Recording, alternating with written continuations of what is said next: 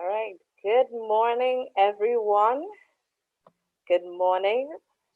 Let me say welcome to the Arthur Lockjack Global School of Business Business Day for secondary school students. It is so good to see many of you on the chat. So whether you are on Zoom or whether you are on YouTube or Facebook, we want to officially welcome you to our Business Day. So just to let you know, my name is Kersha Garner. I am the academic advisor for the Bachelor of International and Sustainable Business.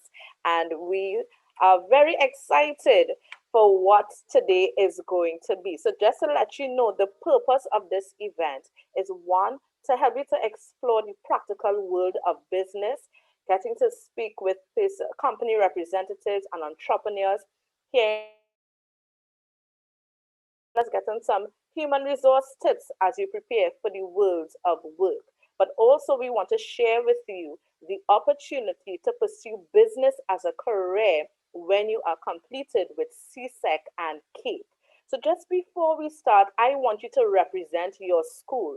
So, if you're on YouTube and you are seeing yourself at this point in time, I want you to let me know what school are you representing? Where are you coming from? So let me go and check my chat so that I can now see who is on. All right. Give me a second. I'm coming in. So go ahead and represent your school in the comments.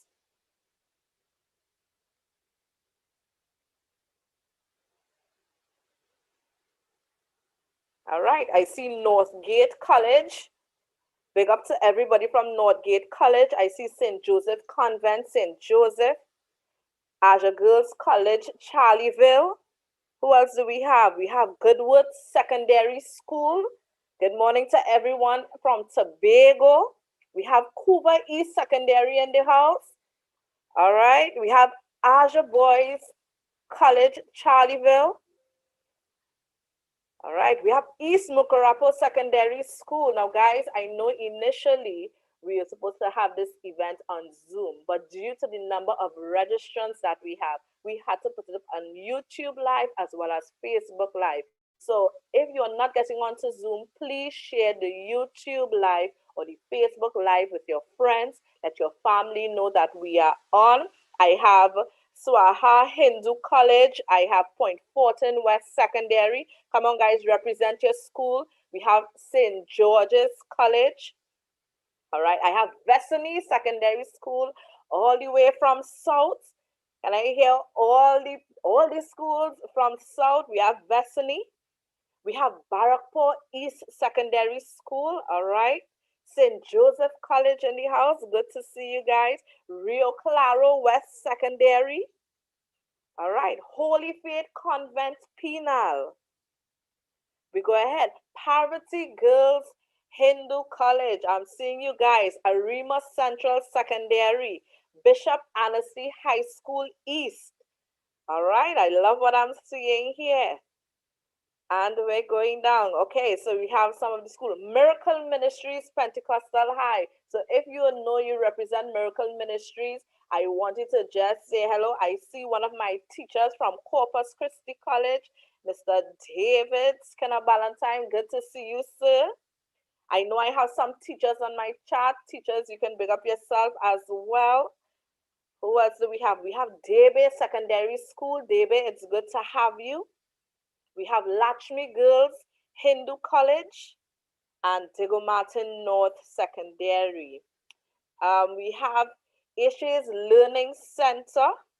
We have Irie High School. We have a lot of schools represented from Trinidad and Tobago.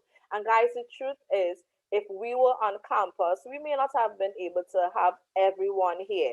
But due to COVID-19, we had to have our entire program, our entire event online. And because we're online, we're able to have much more of you present at our event. So it's good to have you. To all our teachers, let me say thank you so much for cooperating with us.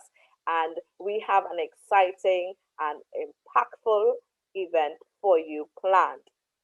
All right. So again, guys, I want you to share the live. Share it on your Instagram, share it on your Facebook, tell your friend. The Uwialjgsb Global School of Business has their business day happening right now, and you can go ahead and continue to big up your school. So at this time, I want to invite a special person from our institution, our CEO, Mr. Mariano Brown, to just give you some greetings at this time and tell you a little more about our school. So if you can just on the chat, give him a little something, say, Mr. Mariano, it's so good to see you. How are you, Mr. Brown?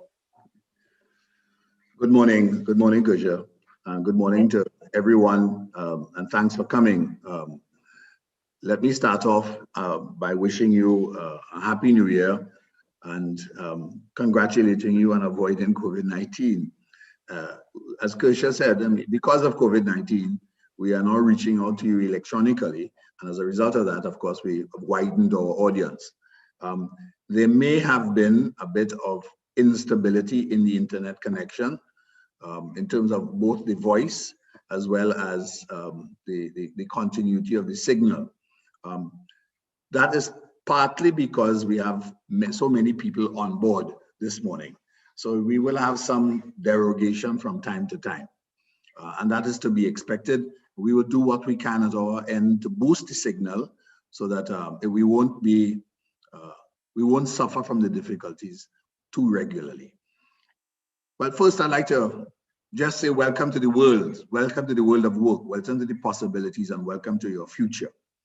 This is a time when all of us, or when all of you, I remember my time well, when I had to think about what was possible, what was I going to do, what was going to be my major, where did I want to go in life, and so on.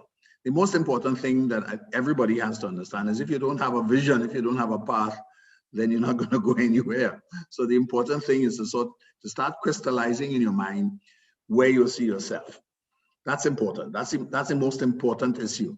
People will tell you you have to see about passing the exam. Well, one step at a time. That's part of envisioning your future. Passing your exams, selecting a course of study, selecting a direction, selecting an institution that will work with you or you will work with to achieve your objective is the critical steps, but they're not the be all and end all. What is important is understanding where you want to go. And so with that, let me just give you a little background in terms of where we are. We are roughly 35 years old. We started off in the early 90s as an Institute of Business. That was the term which was used to apply to what we did. And we started off by really teaching an executive master's program, an executive MBA. And then as time went on, we expanded our operations. And the operations expanded not only into one executive MBA, but also several specialist type of programs. So for example, we had sustainable energy, we had supply chain logistics, we had marketing, we had HR, we had approximately 17 programs. We've decided, given the changes in the economy, that we would focus on at the master's level 5. And 4 or 5 years ago, 5 years ago actually, we decided that we would also go into the undergraduate programs. This is our 3rd year of 4th intake, which means that we will have students graduating. Our first graduation is going to be in 2022. So we're reasonably young in the undergraduate programs. But at the same token, because all that we've learned in terms of the delivery of the master's programs, it means that we are, you can say, subject matter experts. In addition to which, we are based in Trinidad and Tobago. So outreach, of course, is to Trinidad and Tobago. But our objective is to be a global school of business. In other words, you're not only coming to learn about business in Trinidad and Tobago, but you're coming to learn about business that allows you to go anywhere, anywhere. That's the most important thing, right? That it is about your career, it's about your future, it's about your choices. And therefore, what we do should give you a platform which allows you to pick and choose your direction, pick and choose your areas of interest, and pick and choose where you want to live and where you want to grow.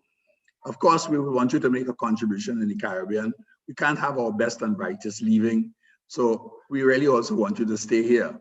And when I say stay here, I don't mean to say that you must only be based in Trinidad. Given exactly what we're seeing here, you can work from anywhere. That's important. Literally, you can work from anywhere. So shaping your career, shaping your interest, shaping your goals is a key objective. Our job today is to introduce you to what we can do, introduce you to the possibilities that will open up to you if you come to our school.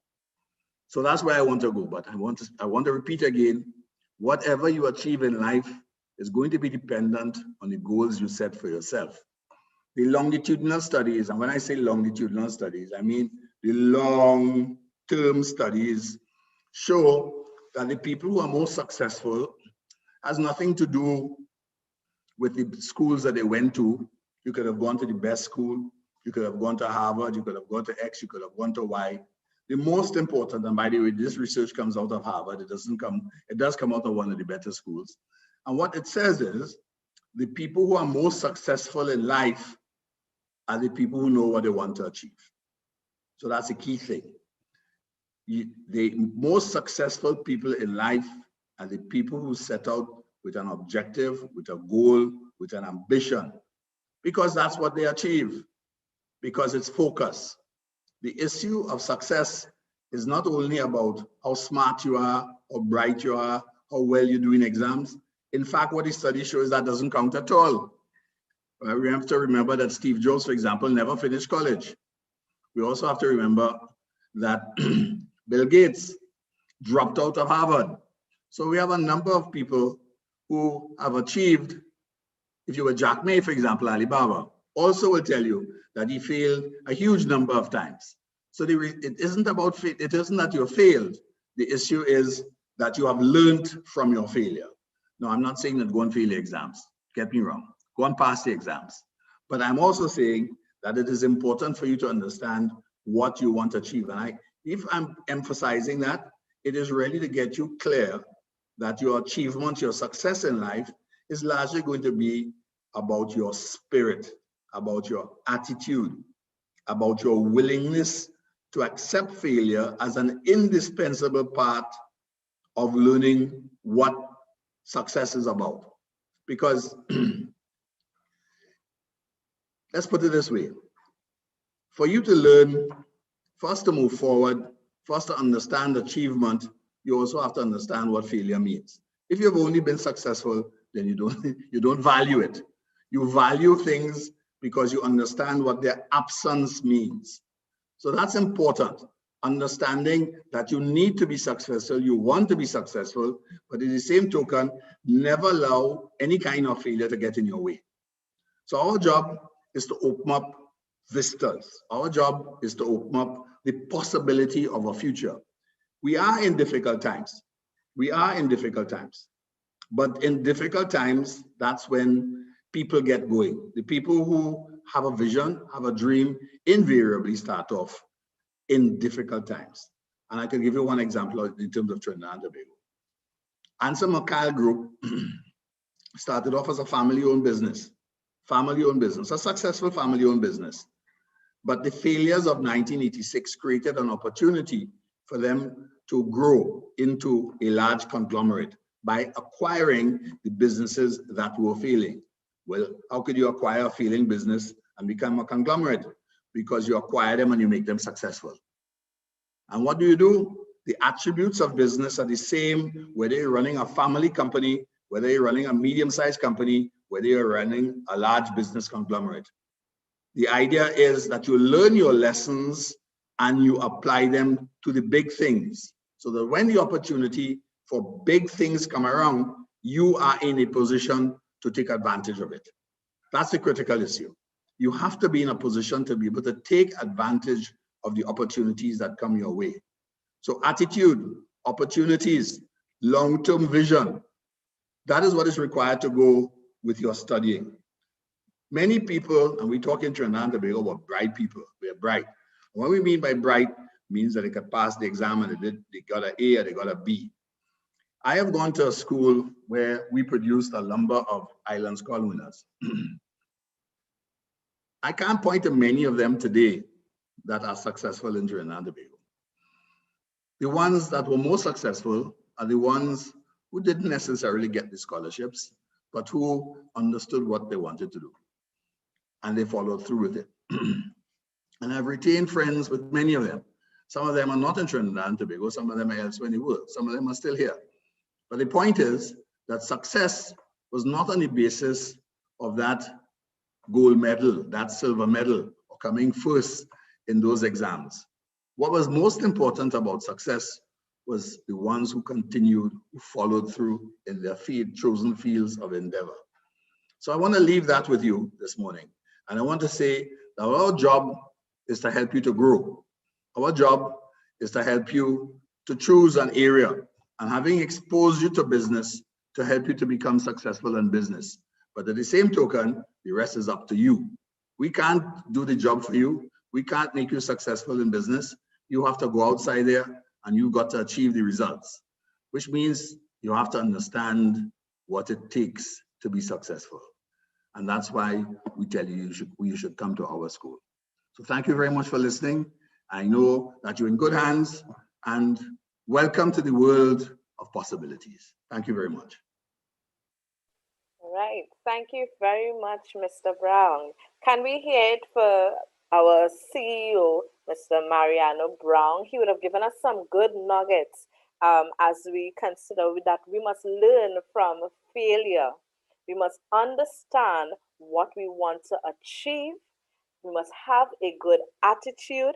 He gave an example of Auntie McCall starting off as a family-owned business. So it means that you have the possibility, you have the ability to start your business from small and then grow into a conglomerate, just like Auntie McCall, to take advantage of opportunities.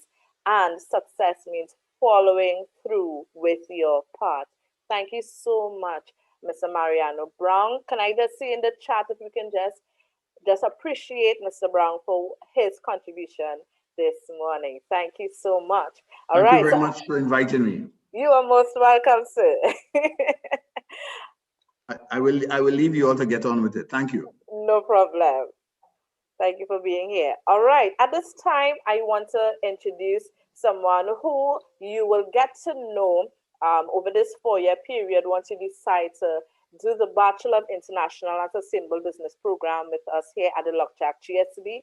I want to invite my program director, Dr. Miguel Dindial, and what he is going to do is share a little information with you as you consider what you will do after CSEC and CAPE. So I want to encourage you, get your notebooks, get your pen, get your iPad, whatever writing material, as he will be sharing some nuggets, because this information will become very important for our games. All right, so Dr. Dindial, I welcome you at this time.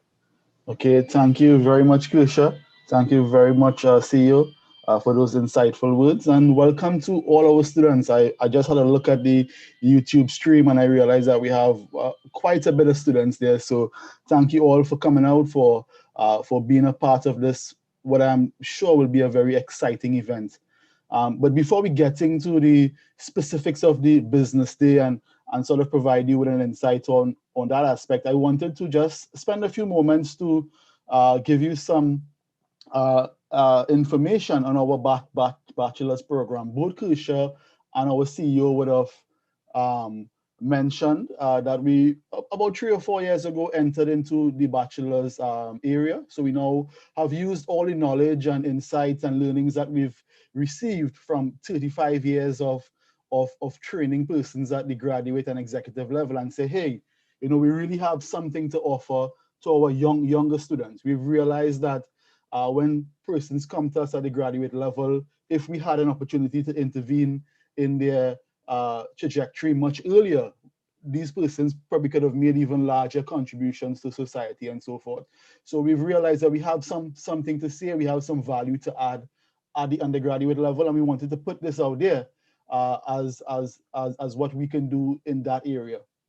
And it also provides you with a nice reference point for all the information and experiences you're going to earn or you're going to learn throughout the entire day. And then you can always reference back and say, hey, you know, this business thing really has me excited. I can see myself sort of going along this path. And as the CEO mentioned, you know, once you know where you want to go, then that's a big part of the journey to success. And afterwards, you can reference, what I say here in this particular presentation and say, you know what, this bachelor's program might be something can help me achieve that long-term goal I have in mind. So I'll just spend a few moments, not too long, just introducing the program and giving you some information about what the program is about and how it can perhaps help you achieve your goals as you move along in life. So before we sort of move on, if anybody after the entire day wants to engage with us and learn more about the program and take your application further, it's important for you to know who the team is.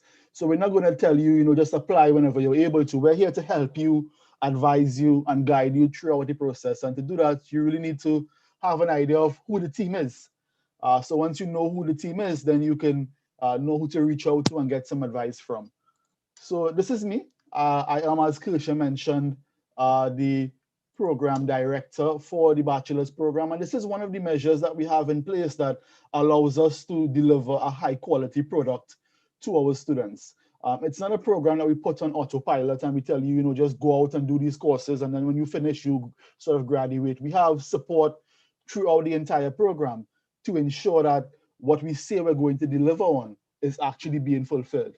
And one of the ways we do that is by having a program director that takes you throughout the entire process. Make sure that the academic quality and your experience is on par with what we expect it to be. And that's my role. I come from both the private and the academic front. So I have experience in both areas. I've worked in project management for a long time, but I've also worked considerably in higher education, both here in Trinidad, but also in the UK as well. Aside from being the program director, I'm also a lecturer and a researcher at the school. So generally, if you choose to be on the program, you're going to be engaging with me, not only as the program director, but also as one of your faculty members as well. And aside from myself, I have a team, and we have a team that really supports you all throughout the entire process. And at the recruitment phase, we have Kirsha, who you would have heard from earlier. This is Kirsha, who is really a rock star when it comes to helping students throughout this process and helping them not necessarily sign up to the degree itself, but to help them find themselves, to decide, what do they really want to do in life. And it's not really about us getting you onto the program, but it's about helping you realize what you want to do. And Kirsha is very good. She's very instrumental in that process. So if anybody is interested in pursuing our degree here, or even just getting some insight about what they should do moving forward, Kirsha is definitely a wealth of knowledge and wisdom in that area. She also does some lecturing on the program as well. So after your recruitment phase, you're likely to see Kirsha throughout your entire four-year degree at this school as well. And assistant Kirsha, we have Natasha, who you would also probably work with if you choose to gain some more information on the program as well. And she's very instrumental. She works with Kirsha in helping students really make that transition from applicant to actual student.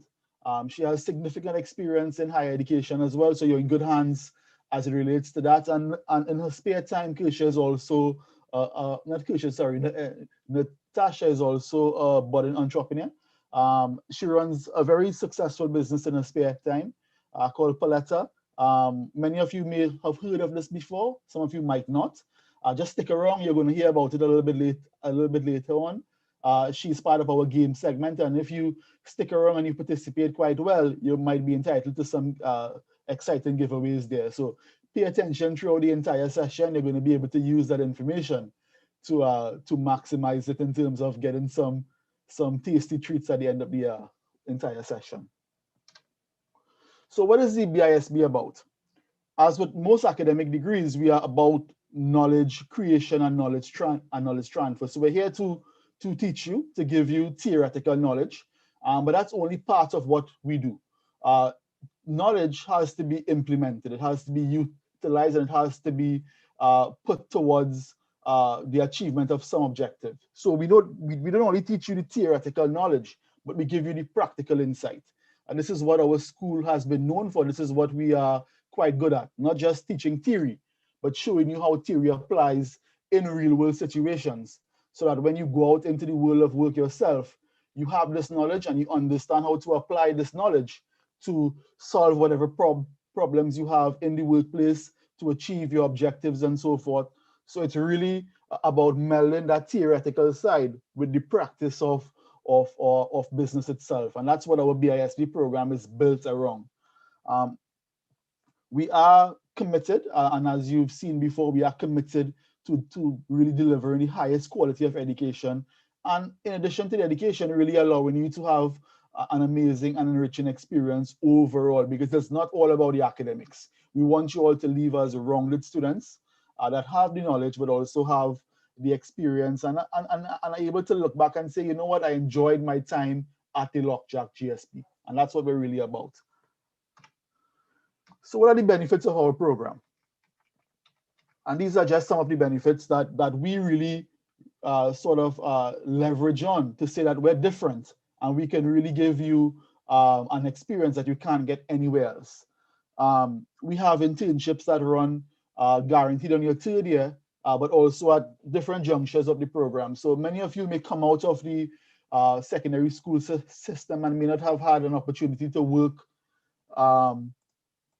significantly before that. Our program is built so that you have an opportunity to get a taste of the working world. So we have internships structured at various points in the program so that you can step out of the classroom and really start to see how these things work in the real world. And that's something that's very unique to what we offer at the Uwialjgsb GSB. As I said before, it's not only about the theoretical insight, the knowledge, but it's really about the application as well.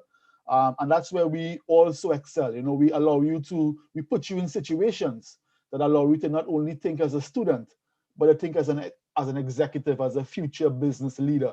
So you're able to really apply what you learn in a real sense.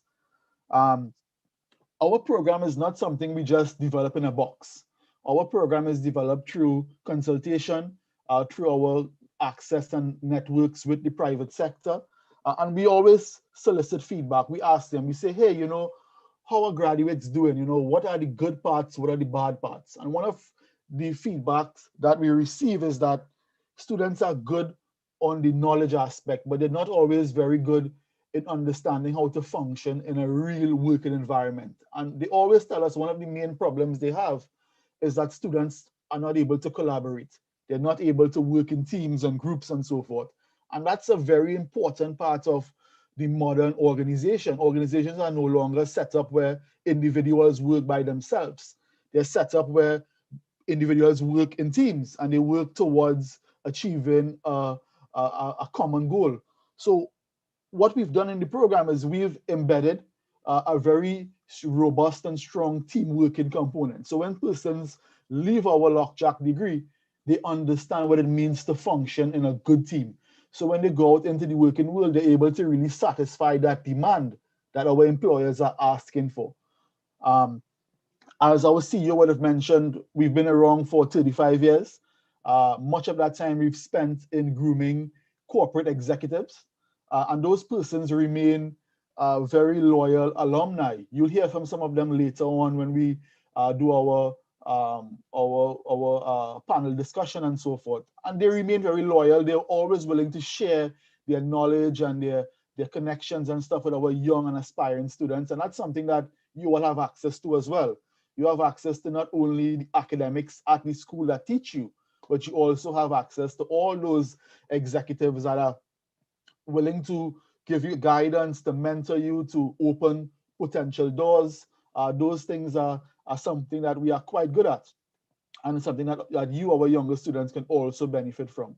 We frequently run conferences and training programs, and our bachelor's persons usually are on those conferences as well. Right now, we have a conference going on between yesterday and today, and we have many bachelor students who are actually a part of that, and engaging and learning and networking with those alumni and those business leaders as well. On the program, we've sort of realized that a lot of students have the theoretical knowledge, but are not always able to really communicate these things in an effective manner. If you have the knowledge, but you're unable to do so, then it really devalues what you can do and what you can contribute. So in our program, we really make it a top priority to ensure that you're able to communicate and really disseminate what you have in your mind and your ideas and so forth, both written and speaking as well. So definitely something to look out for. So these are the benefits that our program offers on a very general level, beyond the knowledge and the business training and so forth. If you peel back all of that, this is what you're able to leave the program with and apply in any route you take or any path you take in life. And this is just sort of those graduate training outcomes that our students usually leave with. Leadership driven, we really teach you not only to be just a person that functions in the workplace, but somebody who can be a leader. So it's really leadership driven. We push you, we inspire you, we motivate you to become leaders. It's about the value based as well. We've sort of realized that it's not only about being a good business person or being a good leader, but also having somebody with ethical values and morals and so forth, which is very important for advancing our society as a whole. So we teach you these things. We teach you the element of team spirit, of integrity, really important aspects of being a decent human being.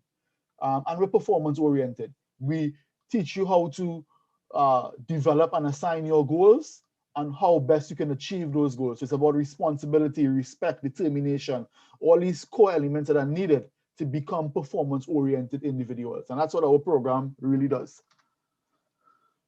And this is what the program looks like in terms of the overall structure. There's obviously a lot more detail than this in terms of what you cover in each year, but I'm not going to go through that today. If you think this is a program that might be of interest to you, you can always connect with the team I mentioned before, and we'll be happy to go through with you the more intricate and finer details of each of these years. But this is on a general level how it's structured. In our first year, it's a 4-year degree, which allows you to enter through your CSEC level. And in the first year, it's all about business it's about the foundation, really making sure everybody has that strong business foundation that we can build on. And in year 2, we really take that foundation and we build, we apply and we advance. So we advance the basic knowledge and we allow you to apply those knowledge in a very practical sense. Once you move into your year 3 and your year 4, that's when we get into these specializations. Everybody wants to probably have a niche or a focus, and we allow you to have that focus in our 3rd and 4th years, where we have 3 specializations that you can choose from. We give you some advice. We help you make that choice so you know which one is the best one for you. So we have that specialization in strategy and project execution, if that's what you want to get into. We have one that deals with technology and operations management. And we have our 3rd specialization that deals with disruptive innovation and entrepreneurship. So a very broad and eclectic range that can satisfy the interest of any student regardless of where they want to go. And that's what our 3rd and 4th year really focuses on. So you can see it's a very logical process, regardless of what background you come from. Even if you come from a background that's not business oriented at CSEC or even at CAPE, and you come from the natural sciences or modern languages, for instance, our year 1 really ensures that all our students have that foundation that's needed. So don't be alarmed, don't be worried if you think, well, I don't come from a business background, I can't do this program. That's not true. The way the program is structured is that we allow you to build those foundational competencies before you move into the more advanced stuff. And throughout the entire program, as I mentioned before, it's not only about the knowledge and the teaching and so forth, but it's really about allowing you to have an overall balanced experience. So throughout the entire process, we have many student life experiences that you are able to tap into that allows you to build that rounded profile. And I'll go into these things a little bit later on, so I won't cover this yet. Our CEO, Ankush, would have mentioned that part of the benefit of the business school is that we have a lot of network connections. We've spent quite a bit of time really connecting with the business world itself. So we haven't been teaching in a vacuum where we've been doing things outside of what's happening in the real world. We're very much connected to that world. And we have many partners that we use both academically, both institutional wise, both consultancy, and in terms of the private sector as well. And these are some of the partners that we frequently work with to enhance the experience of our students. So keep these in mind. It's something that you may want to reflect on a little bit later on. So I mentioned those student life experiences that are done in collaboration with the academic side to make sure our students are well-rounded. The internship opportunities are one, so we don't take you through 4 years and send you off into the world of work and say, okay, you can fend for yourself. We give you a taste, we give you some experience within the program that gives you an idea of what the real world can expect of you and what you can expect of it. We have a very active student ambassador program that allows you to really take on those leadership roles, that allows you to take a very sort of active role in the program, but also in sort of developing your own skills. And you'll definitely hear from our student ambassadors a bit later. They are a very integral part of this event. And you can experience their growth and you can understand, you know, their sort of progress. They'll share their experiences as well. And then you can use that as a sort of a piece of information that can help you decide if this program is for you. Many of our student ambassadors are also budding entrepreneurs themselves. So you would hear about their businesses a little bit later. They've also been kind enough to offer up some giveaways for our games section. So you're also able to learn from them, but also to get some nice products and services that they offer. We have clubs that have various different interests. So we have many clubs, and you have the opportunity to become an executive in those clubs, and again hone your leadership skills, sort of train you to become an executive yourself when you go out into the working world. The mentorship side is something that we really believe is a huge value that the school can offer, again based on the networking that we've had over the last 35 years. We're able to bring that to our students and say, hey, you know, you can learn from our mentors. You can learn from the people that have already been out there and been doing these things and have learned from themselves and can share this with you. So when you go out there, you can become better without having to experience these things on your own. We have a dual degree option as well that allows you to spend 1 year in Florida if you wish to help broaden your perspective even more. If you're interested in that, we can speak to you outside of the actual session to give you more information about that. But we do have a wide range of student life experiences that you can tap into to help you build that rounded profile. So in terms of the entry requirements for the program, as I mentioned before, we do have a wide range of entry routes. So even if you're coming from the CSEC level or you're coming from the CAPE level, you can gain admittance to the program from either route. So our CSEC students, if you're interested, you can come to us. We can speak to you about the entry requirements and so forth. And if you're at the CAPE level, definitely so.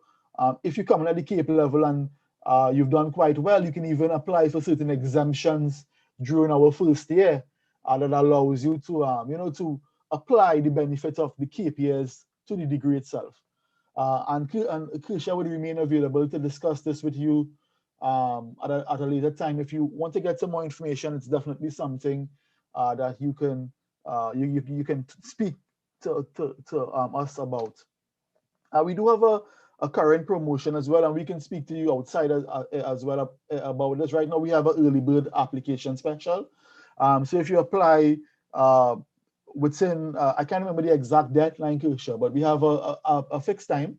And once you apply within that particular period, you're entitled for a 20% discount off the tuition for each applicable year. So definitely you can speak to us about that. We also have payment plan options as well. We understand now is not the easiest of economic times.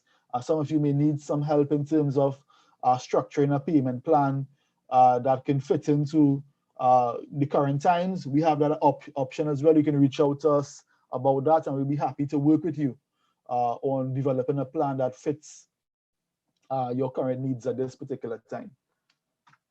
And that's really it from me. This is Kisha. This is her direct contact information. if the program interests you after you've reflected on the entire day. Because as of this point in time, you only really have part of the information. I've only told you about the program, but you haven't really engaged with the entire event itself to say, okay, this business thing really is of interest to me. So let me look into this program a bit more and see how we can help me achieve this interest that I have. So definitely reach out to us. We're here to give you guidance in general. So even if you don't sign up for this program, we're happy to help you, to advise you, and to sort of put you on the right path so that you're able to pursue the objectives that are correct for you. So definitely reach out to us if you have any questions, any comments, any concerns. We're more than happy to help you sort of resolve that and give you some clarity. So I'll pass you back over to Kusha now, who will probably just take over from here.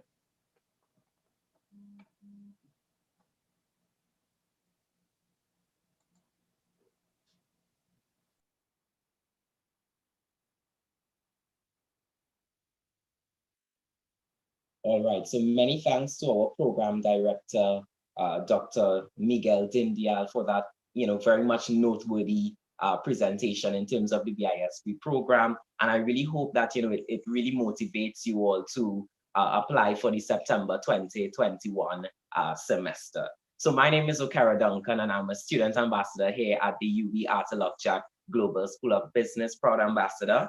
And, it's that time of the morning. We have an excellent game. The name of the game is called Fittest Fingers. So what we're going to do for this particular game is we're going to allow 5 persons into our Zoom room. Of course, I provide credentials, and these 5 persons, will have a chance to answer 5 questions that we're going to be asking, and you're going to be able to win some really, really exciting prizes that some of our students, entrepreneurs, have kindly provided.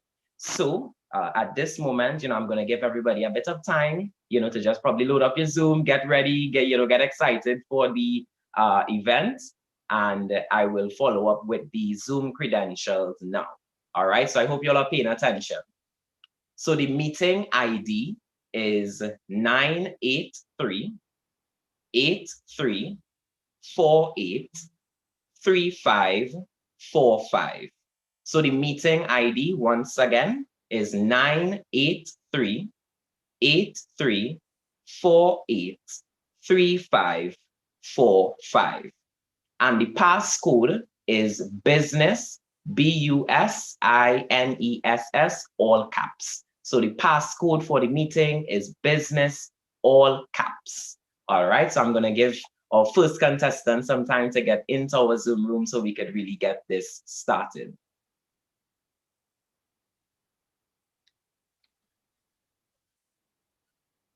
All right, I'm seeing people coming in, so that's really exciting. I see we have quite a number of people trying to get in, so all right.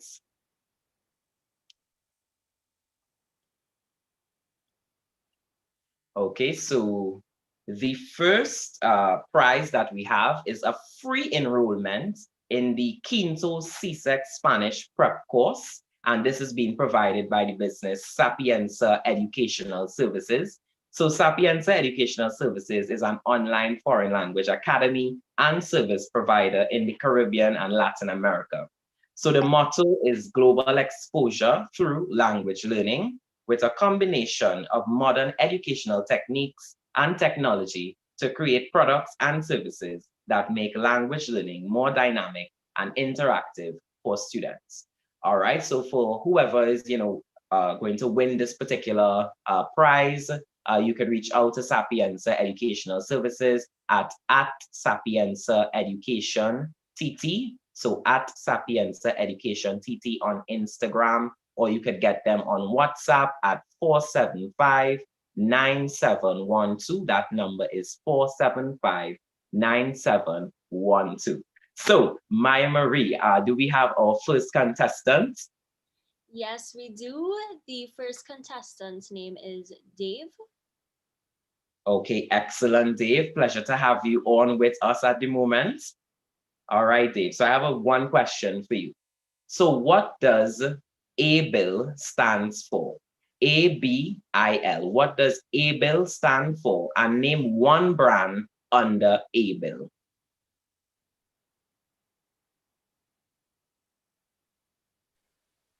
All right, so Kara, we would have to give Dave some time to come on. So.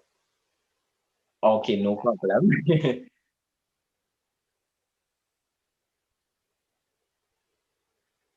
All right, so let me just repeat that.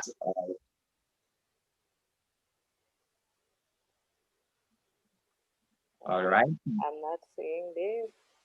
Dave, are you there? Can anyone answer? Yes. Hello. Good morning. I'm sorry, been having some mic problems. Hi, good morning, Dave. Okay. Hey, Bill. Dave, Dave, you would have to share your video. Oh. No, I don't have a webcam at the moment. That's all right. That's all right. Yes. Go ahead, Okera. Okay, no problem. So yes. Did you hear the question by chance? Can you repeat it, please? Sure. So what does ABIL stand for? ABIL. What does ABIL stand for? And name one brand under ABIL. The brand, I know the brand under ABIL is like Catch and Holiday, I think. Oh, not quite there, not quite there.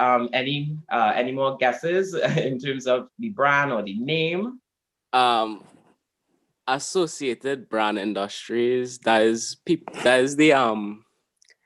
ABIL. That is the company that does make snacks or something to deal with food. I know it has to deal with food. Yes, you are quite correct. ABIL stands for Associated Brands Industries Limited. And they, some of the brands under ABIL, for example, are Sunshine Snacks, Universal Foods Digestive Biscuit, and Charles Chocolate. All right. Yes, you are quite correct, Dave. Thank you so much. All right, so you have won a free enrollment in the Quinto CSEC Spanish prep course, and someone within our Zoom chat will be in contact with you to provide further information. All right. Question 2. Yeah. The second prize that we have is a free enrollment in the Parler CSEC French Oral Short Course. And this is also being provided by Sapienza Educational Services. As we mentioned, Sapienza Educational Services is an online foreign language academy and service provider in the Caribbean and Latin America. The motto is global exposure through language learning with a combination of modern educational techniques and technology to create products and services that make language learning more dynamic and interactive for students. All right. So, Marie, do we have our second contestant? Yes, we do. Our second contestant's name is Mercedes. Okay, Mercedes. Mercedes, are you on with us? Hi, good morning, everyone. Yes, I am. But I was unable to turn on my device or my camera because it's giving a bit of issues. So. No problem, Mercedes, but we like the enthusiasm we're getting from you. So let's go. All right. So the second question is, name 5 companies from Trinidad and Tobago mentioned in the BISB presentation. Let me repeat that one more time. So name 5 companies from Trinidad and Tobago mentioned in the BISB presentation. Okay, Massey, TSTT, Consumer Cal, Republic Bank, I think was one, as well as the International Trade Center. Excellent. You are quite successful. So, you have won a free enrollment in the Parler CSEC French Oral Short Course provided by Sapiens Educational Services, and someone in the Zoom chat, would provide extra information to you in terms of how you can contact that particular business. All right. Excellent. All right. So, Marie, do we have our third contestant? Sorry. Not quite right now. Yes. Okay. So our third contestant's name is Anuska. Hi, Anuska. Are you on with us? Hi. Good morning. Yes. It's actually Anushka. Anushka. Okay. Yes. Apologize. That's okay.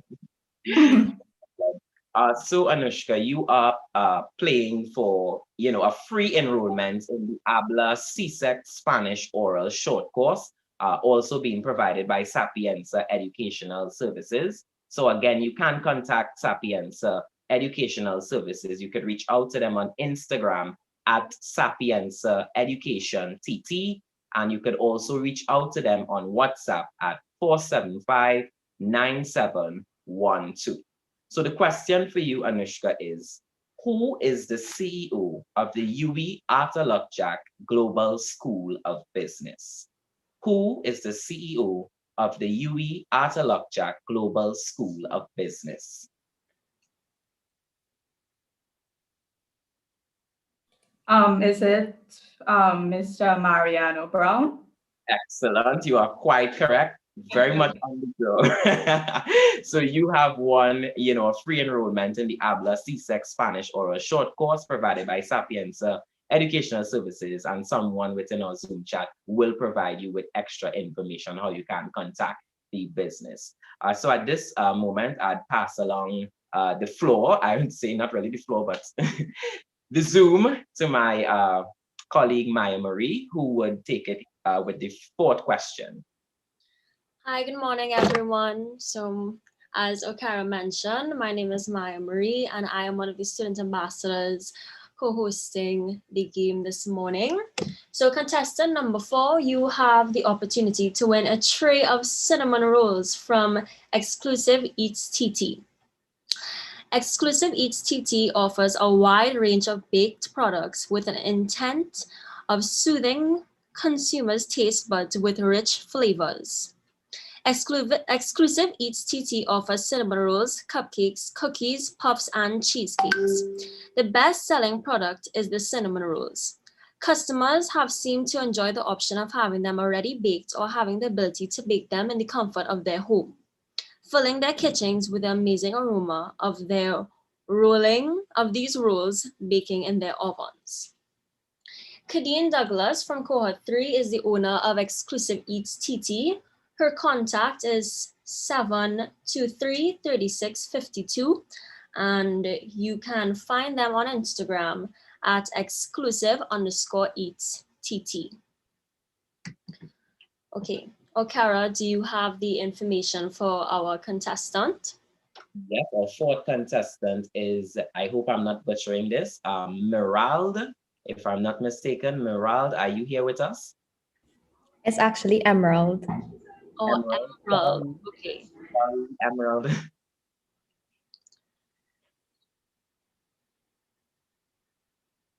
Hi, morning. Hi, good morning. Nice to meet you, Emerald. What school do you attend? St. George's College. Wow, okay. All right. So your question this morning is, what is the name of a single person who owns a company? An entrepreneur. That is incorrect. But thank you for answering. Next contestant, please. Our next contestant is Anjali. Anjali, are you on with us right now?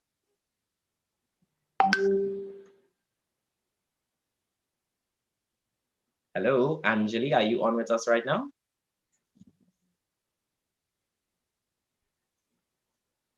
I'm not sure. Should we? All right, yeah, we'll give another person the opportunity. All right, no problem. Next contestant. So the next contestant we have is Sachin. Sachin, by chance, are you on with us right now? Yes, I am. Excellent. Hi, Sachin. Nice to meet you. Nice to meet you too. What school do you attend? Aja Boys College in Charlieville. Oh, wow. Okay. So your question this morning is, what is the name of a single person who owns a company?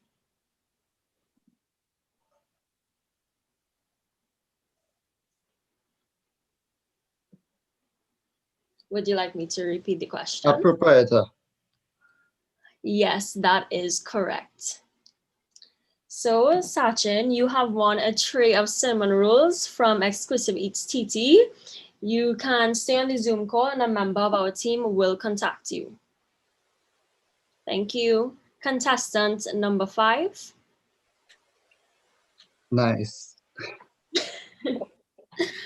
Okay, so contestant number 5, you have an opportunity to win one branded hoodie from College Sweat.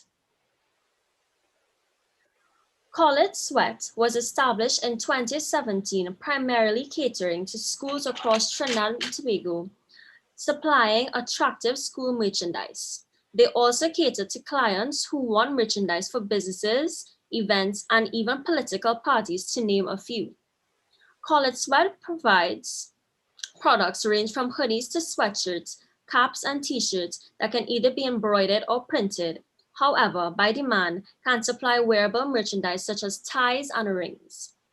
They offer customization service whereby present and past school students can have their graduating class printed on their sleeve. Varen Mahadeo from Cohort 1 is the owner of College Sweat. His Instagram is College Sweat.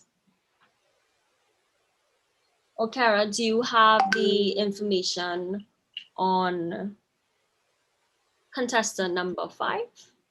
Yes, so the next contestant would be Mohammed. Mohammed, are you on with us right now? Yeah. Hi, Mohammed. Nice to meet you. Hi, morning. What school are you representing this morning? St. George's College. Oh, very nice. Okay, so your question here this morning is, what does BISB stand for?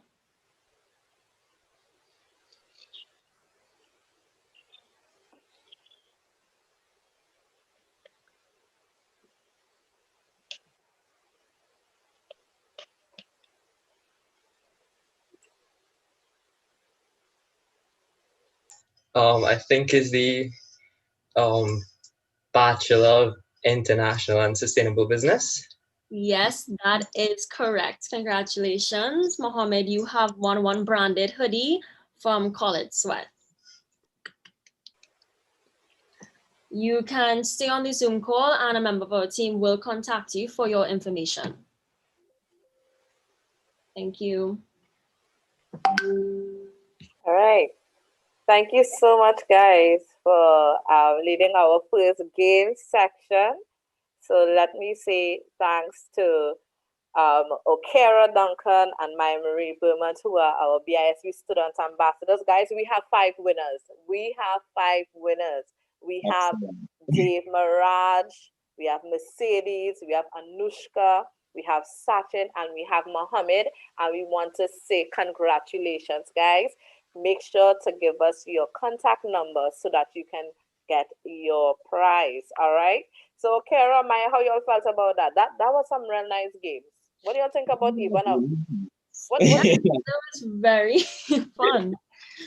I feel as though they had our papers. They had to see our answers. I feel Mohammed, watch me. And Nelly say next time, Mohammed, Mohammed, you're real lucky. I literally said to them here, what we have to go next. It doesn't make sense. Children and scholars. I tell you, and those are scholars that we look forward to having for the BISB program. Yes? I hope all of you. All right. Thank you so much, Okara and Maya Marie. Guys, you will hear from Okara and Maya a little later on for our student ambassador conversation. So at this point in time, so I know there are like 52 persons waiting in the room, but you guys can stay there because we have a second set of games that is going to be happening. So at this point in time, we want to prepare for our panel discussion. So I'm just going to allow my panelists to come on to the Zoom call, make sure that we are ready. So we're going to take like about 2 minutes just to ensure that they are in. Guys, make sure you have your paper, make sure you have your writing material, because this is going to be some gems that is going to be shared with you today. All right. So if you can just give us 2 minutes and we will go straight into our panel discussion.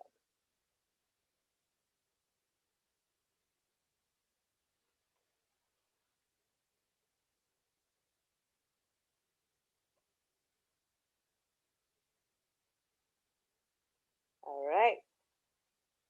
So guys, we have four gentlemen that will be joining me today to have this conversation about business. As I said, business is not just a theoretical concept, but it's very practical in nature. And we have company representatives and entrepreneurs that will be meeting with us today. And I just want to read a short profile about each one of them. Today we have Mr. Alpha Sinan. Alpha, if you're on the call, you can go ahead and put on your camera. Alpha Sinan grew up in Siparia, south of Trinidad. Anybody from Siparia? If you're from Siparia, I want you to just let me know in the chat. All right. South of Trinidad on a crop and livestock farm, but he disliked it. But during this period, his experiences never connected him to understanding the need for the why of farming. But as he got older, he chose this career path, but he attempted to run away furthest from agriculture, but was eventually led right back to where he began.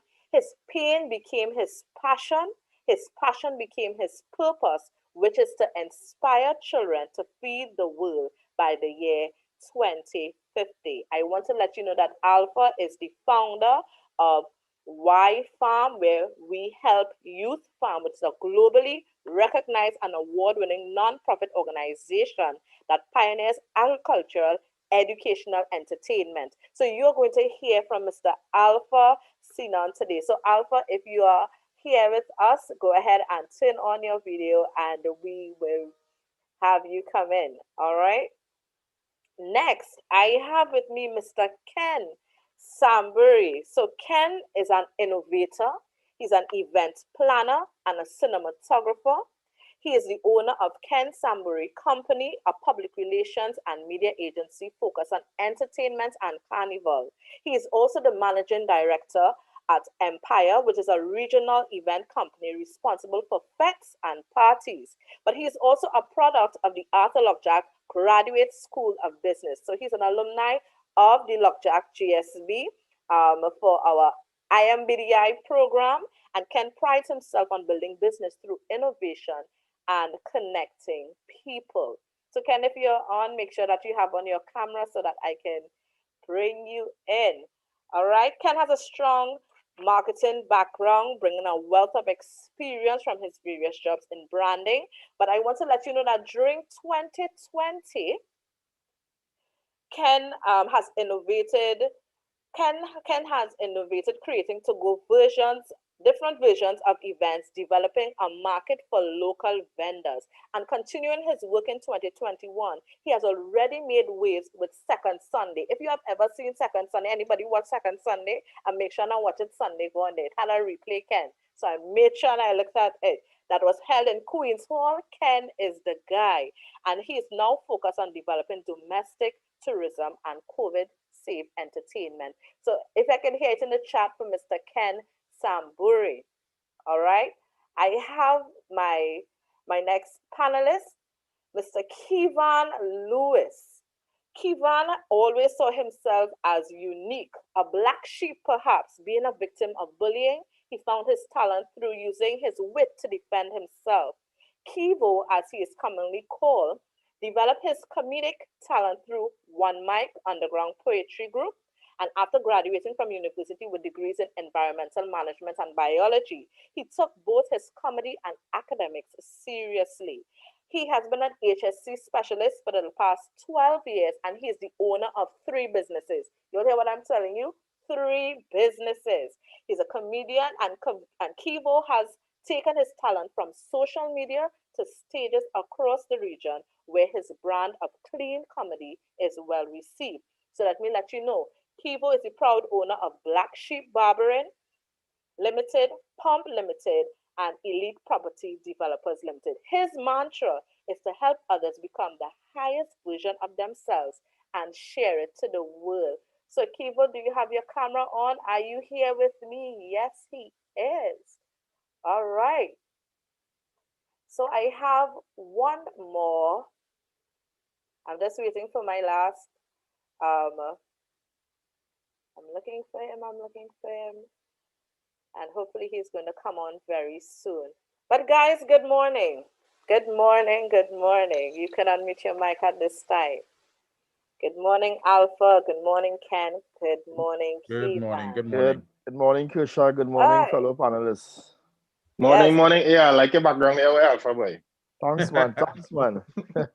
All right. So, guys, just before we start, I have one more person that is coming in. I have Mr. Javed Razak, who will be representing Rams Logistics. So, if you're into transport, just to let you know, Javed is currently the head of functional support at Rams Logistics, which includes global oversight of the following teams. So, contracts and proposals, human resources, quality, risk and compliance, and legal and corporate governance. I want to let you know that this includes business development, tenders, negotiating contracts, and recruitment of personnel across Trinidad, Guyana, Suriname, Mexico, USA, and Colombia. I'm going to tell you that again because that information is important. So they work with Trinidad, Guyana, Suriname, Mexico, USA, and Colombia.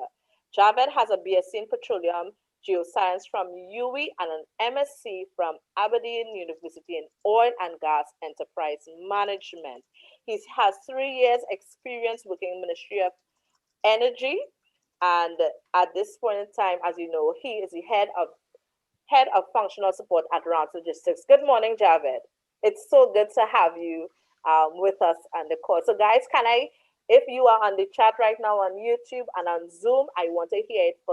I want you to big up Ken, Alpha, Keevan, and Javed. Guys, how are you doing this morning? How are we doing? Good.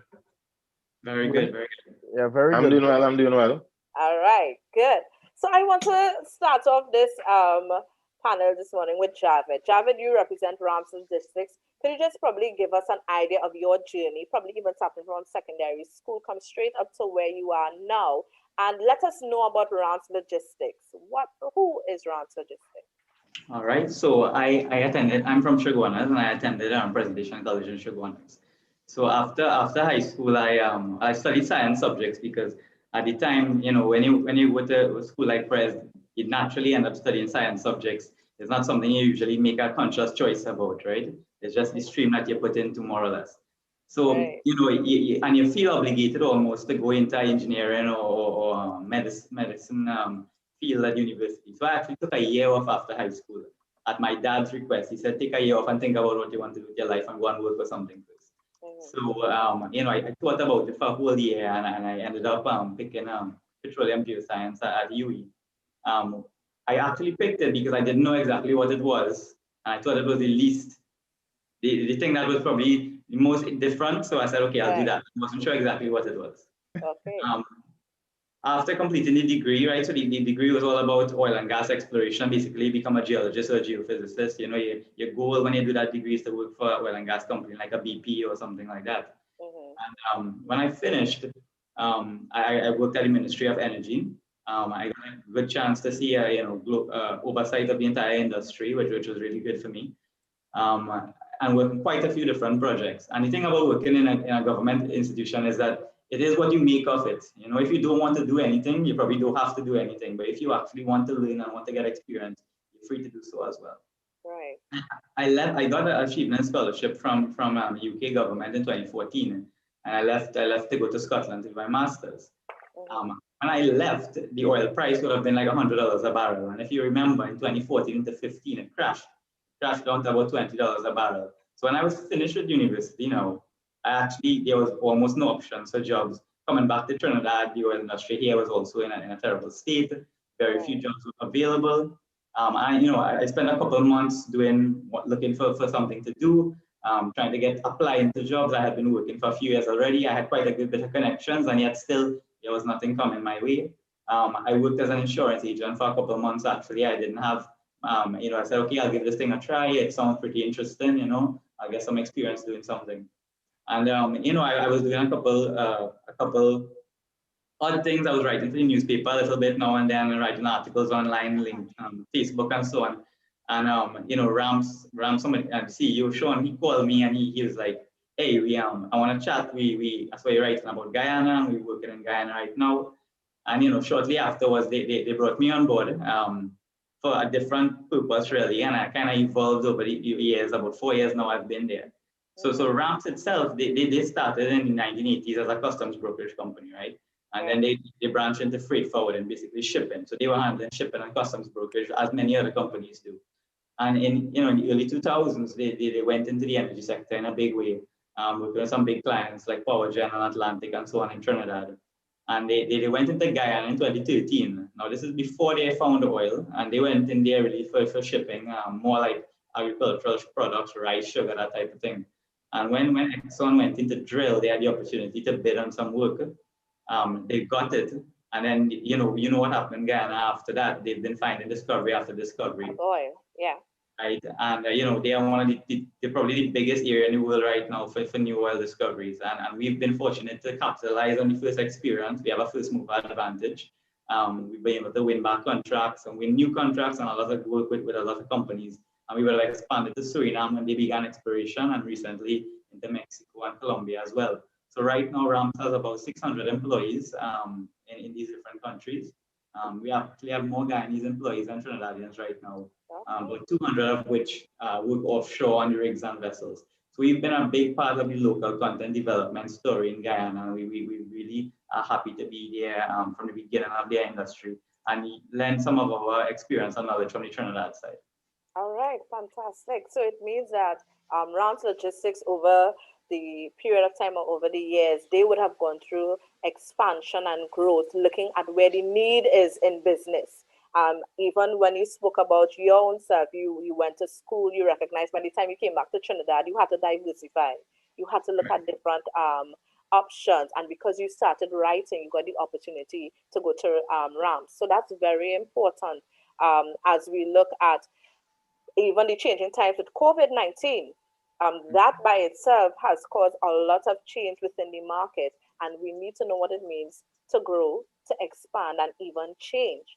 But Javid, I know that you are unable to stay for the entire panel discussion, but I want you to just, give advice to a young person who may be interested in transport and logistics. And guys, if any of you are interested, you can put that on the chat. If a young person wants to get into that industry, even probably one day working with Ramps Logistics, can you give any advice to them at this time? So I mean, the services we provide are extremely varied. I mean, we could clear a container of goods, but we could also charter a plane, a boat, a helicopter, equipment that you need. If you need, right now we've done quite a bit of exemptions for people who need to come through Trinidad or Guyana for quarantine and so on. We have quite a bit of different services. And the thing about it is, in our company, I'm now in charge of HR as well and recruitment, and we are not looking for people with a particular degree or particular set of experience. What we're looking for is people who have a good attitude. They can work in teams. They're willing to learn. The fundamentals are really important to me. Fundamentals being the ability, people take it for granted, but the ability to read and write well. And when I say communicate effectively, write emails strongly, be able to look at complex information, take it, break it down, and explain it to somebody else. Simple things like that is really what we're looking for. So when we hire in for positions, there's nobody with a degree. I mean, I know that Uwialjgsb has an MBA in logistics and so on, but there's nobody with an undergrad degree in transport or logistics. There's nothing like that. My background is a geophysicist. The people I work with in the contracts team, engineers, customs brokers, and people in different types of fields like that. So don't feel limited by the degree that you choose or the subjects that you do at A levels or CXC. And right now, coming up in this industry, or in any industry, I should say, there should be a real focus on understanding computer programming, coding, and digital transformation and these type of things. That is really the future. We are all having this on Zoom, which a year ago we probably would not have thought about. So there's a lot of digital transformation going on, and young people really need to be very much involved in that. Most of them are already, but it's going to be the future.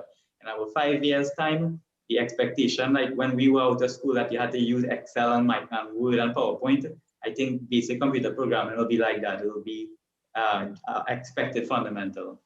Right. Thank you so much. Thank you so much, Javed, and I think that's very important in terms of what you shared with more of those soft skills.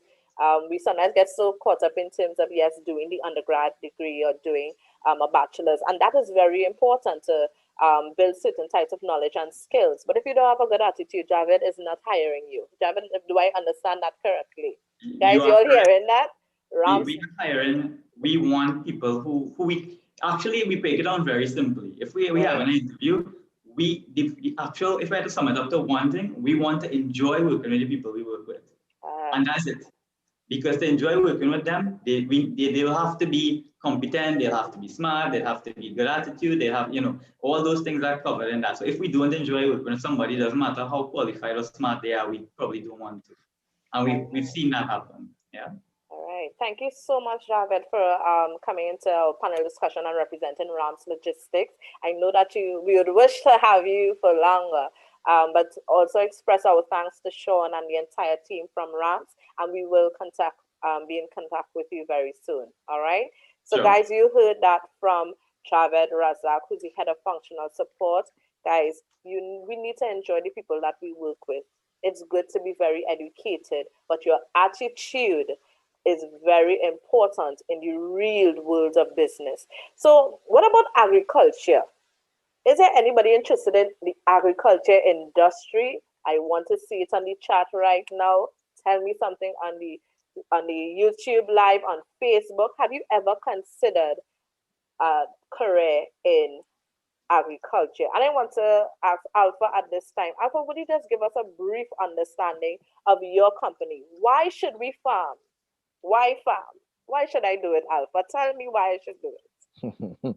A million answers to that question, but thanks for having me, Krisha, and big up to everybody on the chat, and I hope you all enjoying it thus far. I mean, the answer to why farm is simple. The answer to why farm is for us to survive.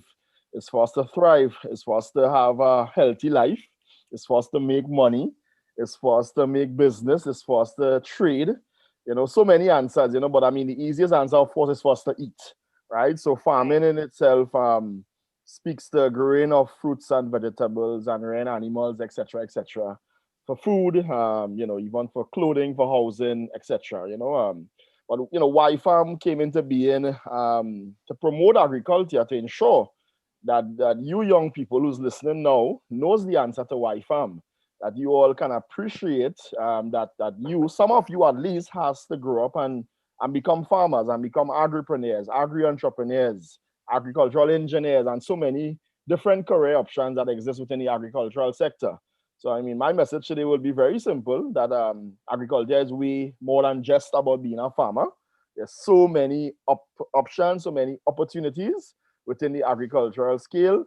For those of you all who obviously, which might be 95% of you, who into making big money, agriculture is a sector that you could make big money.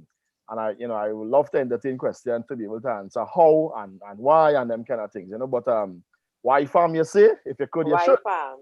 Why farm today? If you don't, who would? Why farm don't play? The earth need food. Why farm, I say, serve a greater good. Yeah, give me that again, Alpha. I love that. Give me that again. Why farm, you say? If you could, you should. Why farm today? If you don't, who would? Why farm don't play? The earth need food. Why farm, I say, serve a greater good. Oh, I love that. I love that. I should probably have one of those students say it right over again. I find so. I love that. Thank you. Ken Sambury. Ken, how you doing this morning, Ken? I'm good. I was just trying to interact on YouTube there.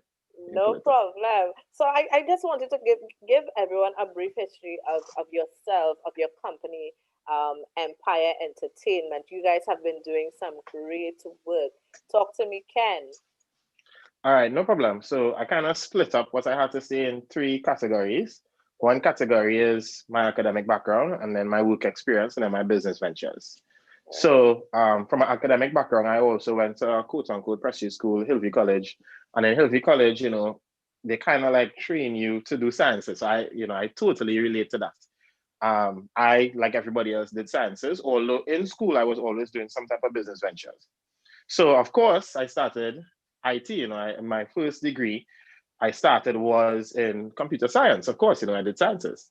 But then I didn't like it, all the programming. I felt it wasn't me. I wanted to talk to people, and that was not something that was engaging enough for me. So I actually dropped out of doing IT, and I started a degree in journalism and public relations. And then I did another degree in mass communications. And I think, when I dropped out, I kind of felt, like a failure. I was like, what am I going to do now?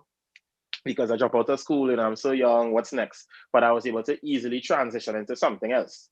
And that was the first time that I dropped out of school, right? The second time was, I remember my girlfriend at the time, she saw an ad at Lockjack actually, and it was about a scholarship for a program called the Small and Medium Business Enterprise Program. So she was like, hey, you're a smart, go and sign up for the scholarship, you'll win, whatever. So all right, cool, I went through the whole motions or whatever, or ended up being one of the scholarship winners, started the program. I was real happy because, I was able to save money, right? Because even though it had a Gate back then, Gate would never sponsor your entire master's. So doing the program now, and then I was just like, but I don't want to do small business, I want to do big business, and I just felt very out of place in the program. So then I dropped out again, right? But then I didn't just, I think what, the theme in my story is that I didn't just sit down and say, well, that's it.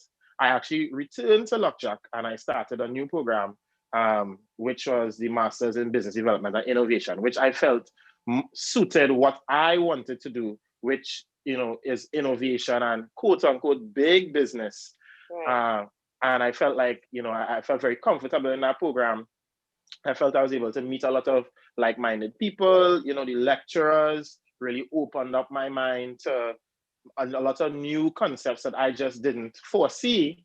Actually one lecturer, Dr. Keith Mills, he always talks about knowing what you don't know. And I think that has stuck with me throughout life. So I would always try to find out what I don't know, because then I can't adjust. So that has been my academic background. And my work experience actually started in secondary school. I wanted to go to graduations and I needed to buy fresh clothes. So I worked at Brosco, which was a lot of hard labor. And from there I learned that, I want to study and put my mind to work so that I don't have to do as much laborious tasks. Yeah, exactly. Then after I finished CXC, I worked at the St. Mary's Children's Home. And there I learned to be grateful because there were a lot of people there, who really didn't have families. And I was able to see, a different side of life. So it kind of taught me to be grateful. I also was a writer, which is real interesting because there was this time very similar to the guy from Rams, right? I didn't have a full-time job and I was writing. And I remember I signed up to work at Red Bull. And Red Bull for me at that time was like a dream, it's a cool company. It had like those little cars and they were involved in all of the events and sports and activities. And I signed up and, months passed and I didn't get a call back. And I was doing an article on a concert.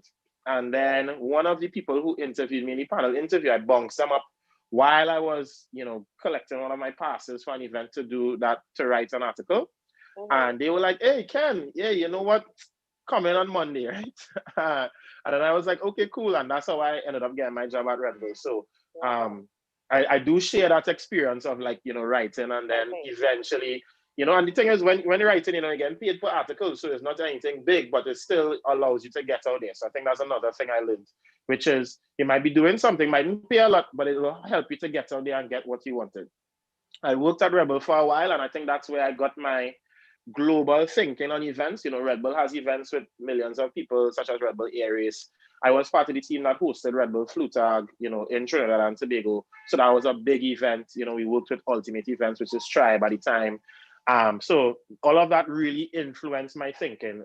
Working at Red Bull taught me to be what you would call like a non-conformist. So you're still sticking within the rules and the laws, but you don't have to go along with everything else, because Red Bull doesn't sponsor like much traditional sports, but they sponsor like the X Games and stuff like that.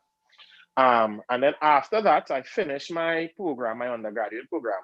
And then I got called to my dream job, which was working in an advertising agency. I always wanted to work in an advertising agency. As a matter of fact, every month when I was in my undergrad, I used to apply for different ad agencies. I'm not even exaggerating. I used to pass by them and apply. And yeah, and I eventually got to work there, and it was a very, very nice experience.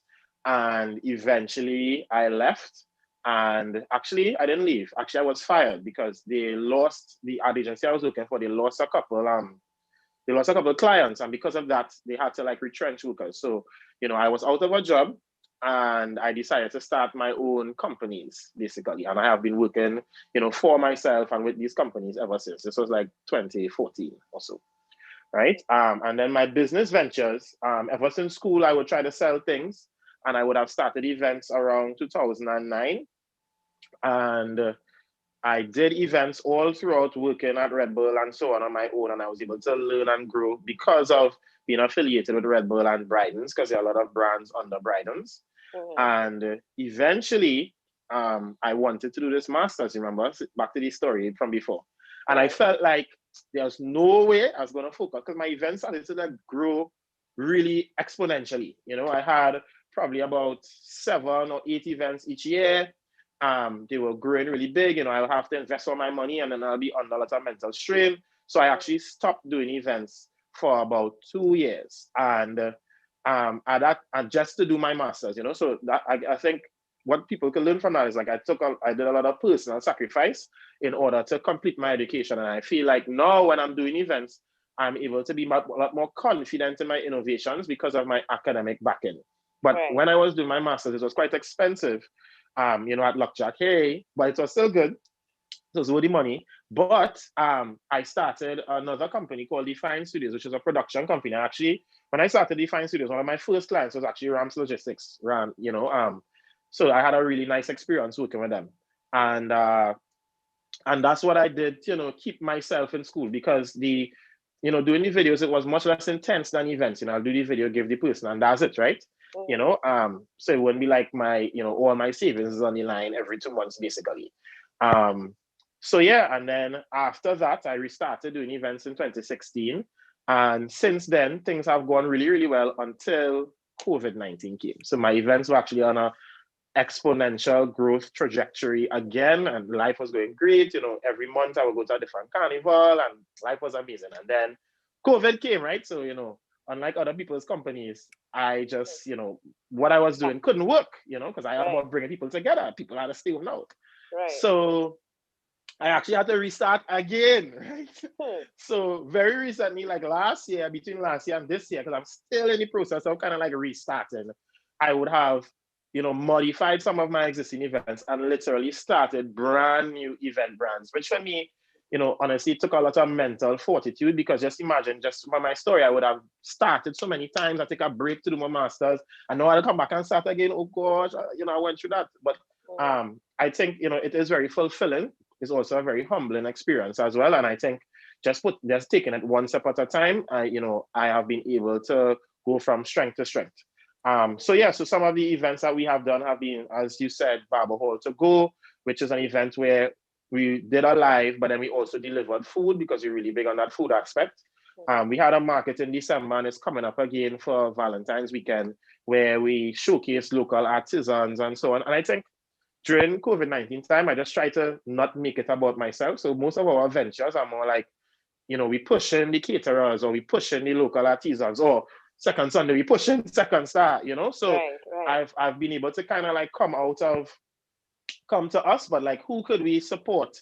And then through supporting another business or another group of businesses, we would be able to kind of apply our event trade. And that has been my business story. The last thing I'll mention is that I was able to put together a new business, which is a business called Uwialjgsb, and that's focused on having fun at home, where people could like get games, and, they could like, enjoy themselves without going out to an event now. So I think it's really important to pivot. It's really important to just be humble, and, you never know what's going to happen. Everything was going great for me, and then suddenly, things went differently, but I was still able to kind of keep on, and it took a lot of effort. So yeah, that's more or less the story. All right. So Ken, one of the things that, based on your journey, that I recognize is that you're real fall. It was a fall, back up, fall, get back real up, pressure. Tumble down the hill, get back up. But one of the things that we have to keep in mind is your perseverance.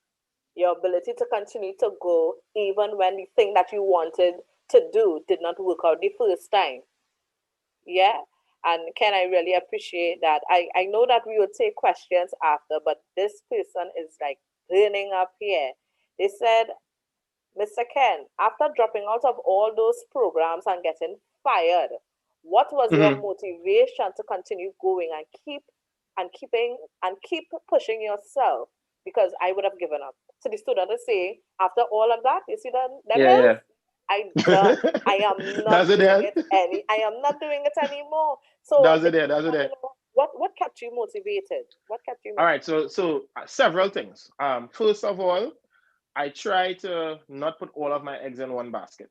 So at the time I got fired, I actually was working on one of my most successful events to date. It was an event called Reverie, which was based on the Salil concept with dancers and so on. So I kind of was able to shift my focus. I think one, diversify. And even if you're working a full-time job, I would always say you could be doing something else, you learn a trade, sometimes. So look, when I was doing my master's, I was able to do video editing and shooting and so on. So I would say try to diversify, which is one. Two, you see the people who you surround yourself with, that's so important. I remember, I'll never forget this. Second star and I, we left our full-time job in the same year. Well, when I say left, I got fired, right? I don't know, he probably left, right? But we stopped working in the same year. And I remember our friendship really got very close during that time. And that was because we were both in the same boat. Like, all of our friends were working at that time. People like, excelling, looking to climb the corporate ladder. Both of us have our dreams in our head, right? He would have already at that point had a little bit of success with singing soca. He would have been a couple of years before in, the youngest person in the international soca monarch and so on, but no real hits yet. Same with me. Right. I would have never had an event in Carnival. I would have just had a little summertime pool event or whatever. So I think that friendship with him, and other people really motivated me that, look, I'm not here alone and I'm going to be able to push forward and I'm going to be able to survive. And the third thing I would say is, I think just taking some steps back, don't be afraid to, look, I do it all the time. Like right now I have an event to do, and sometimes I say, look, I'm planning to do X, Y, and Z today, but you just have to take some steps back and just believe that these what, as the older people will say, what in this year, in past year, something like that. Yeah. Yeah. So, correct. So that's the ideology. Now, the ideology is just to understand that, like, if you are really good and you know to yourself that what you're doing is good, even if you can't make it work this time, you could always take a break. Like, in one of hard events, I would have canceled, I would have postponed, or times I wanted to launch stuff and I just didn't launch. I took some steps back so that way I could be more calculated and be more strategic coming forward. So those three things would have helped me get up again every time after those many failures or disappointments. All right, thank you so much. And guys, that is the reality of the business world. You may have a dream, you may have an idea, and the first idea may not work. And as I always tell students, there are 26 letters in the alphabet. If plan A don't work, go to plan B. And if you reach plan Z, go right back to plan A. But there must be something that can work. Yeah, thank you so much, Ken. And guys, you can share, if you have questions for the panel, please share it on the chat and we will be able to ask them. So I have my final panelist, Mr. Kevan Lewis. Kevo, talk to me. How you doing? Help me understand your journey and how did you end up here? Where did you start? Pick up your secondary school. Oh, of course. So a pleasant good morning to everyone. Kevan Lewis is my name, and I actually grew up in San Fernando. And as Javi would have said, he went to Pres Chaguanas. I went to Pres San Fernando. So we are both Pres boys and Pres family. And I went to school at Pres, and I was so privileged to be part of a group of young men who understood the importance of being the all-rounded individual. And in terms of my business journey, it started in Pres. The funny story is that every Friday, my mother would cook a special meal, right? So I love chicken and chips, so she'd make chicken and chips. But in school, people like to beg. They like to beg, they want to get peace, and they like it out there. So a friend of mine said, "Hey, Oz, I will pay you $10 for that boy." And I realized that there was opportunity there for me to start to save money or invest in making money on a Friday. So my mother would cook every Friday, and I would not eat lunch and sell that lunch and make $10 every week and save up $40 a month just from just selling my lunch. So I had that entrepreneurship spirit from very early, where you have to sacrifice sometimes for the greater good, right? I saved that money and I was able to buy gifts to my parents and my sister and, the girlfriend at the time, all those things. So, that was where my first entrepreneurial endeavor started.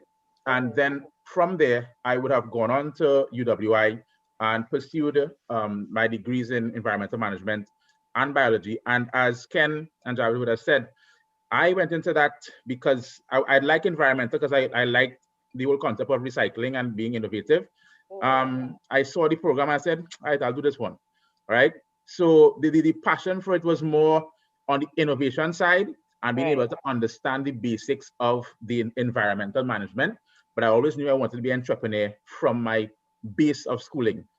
And through that, UWI not only taught me the importance of, getting your A's and B's and whatnot, but it's about making sure that the A's and B's are the least impressive thing about you.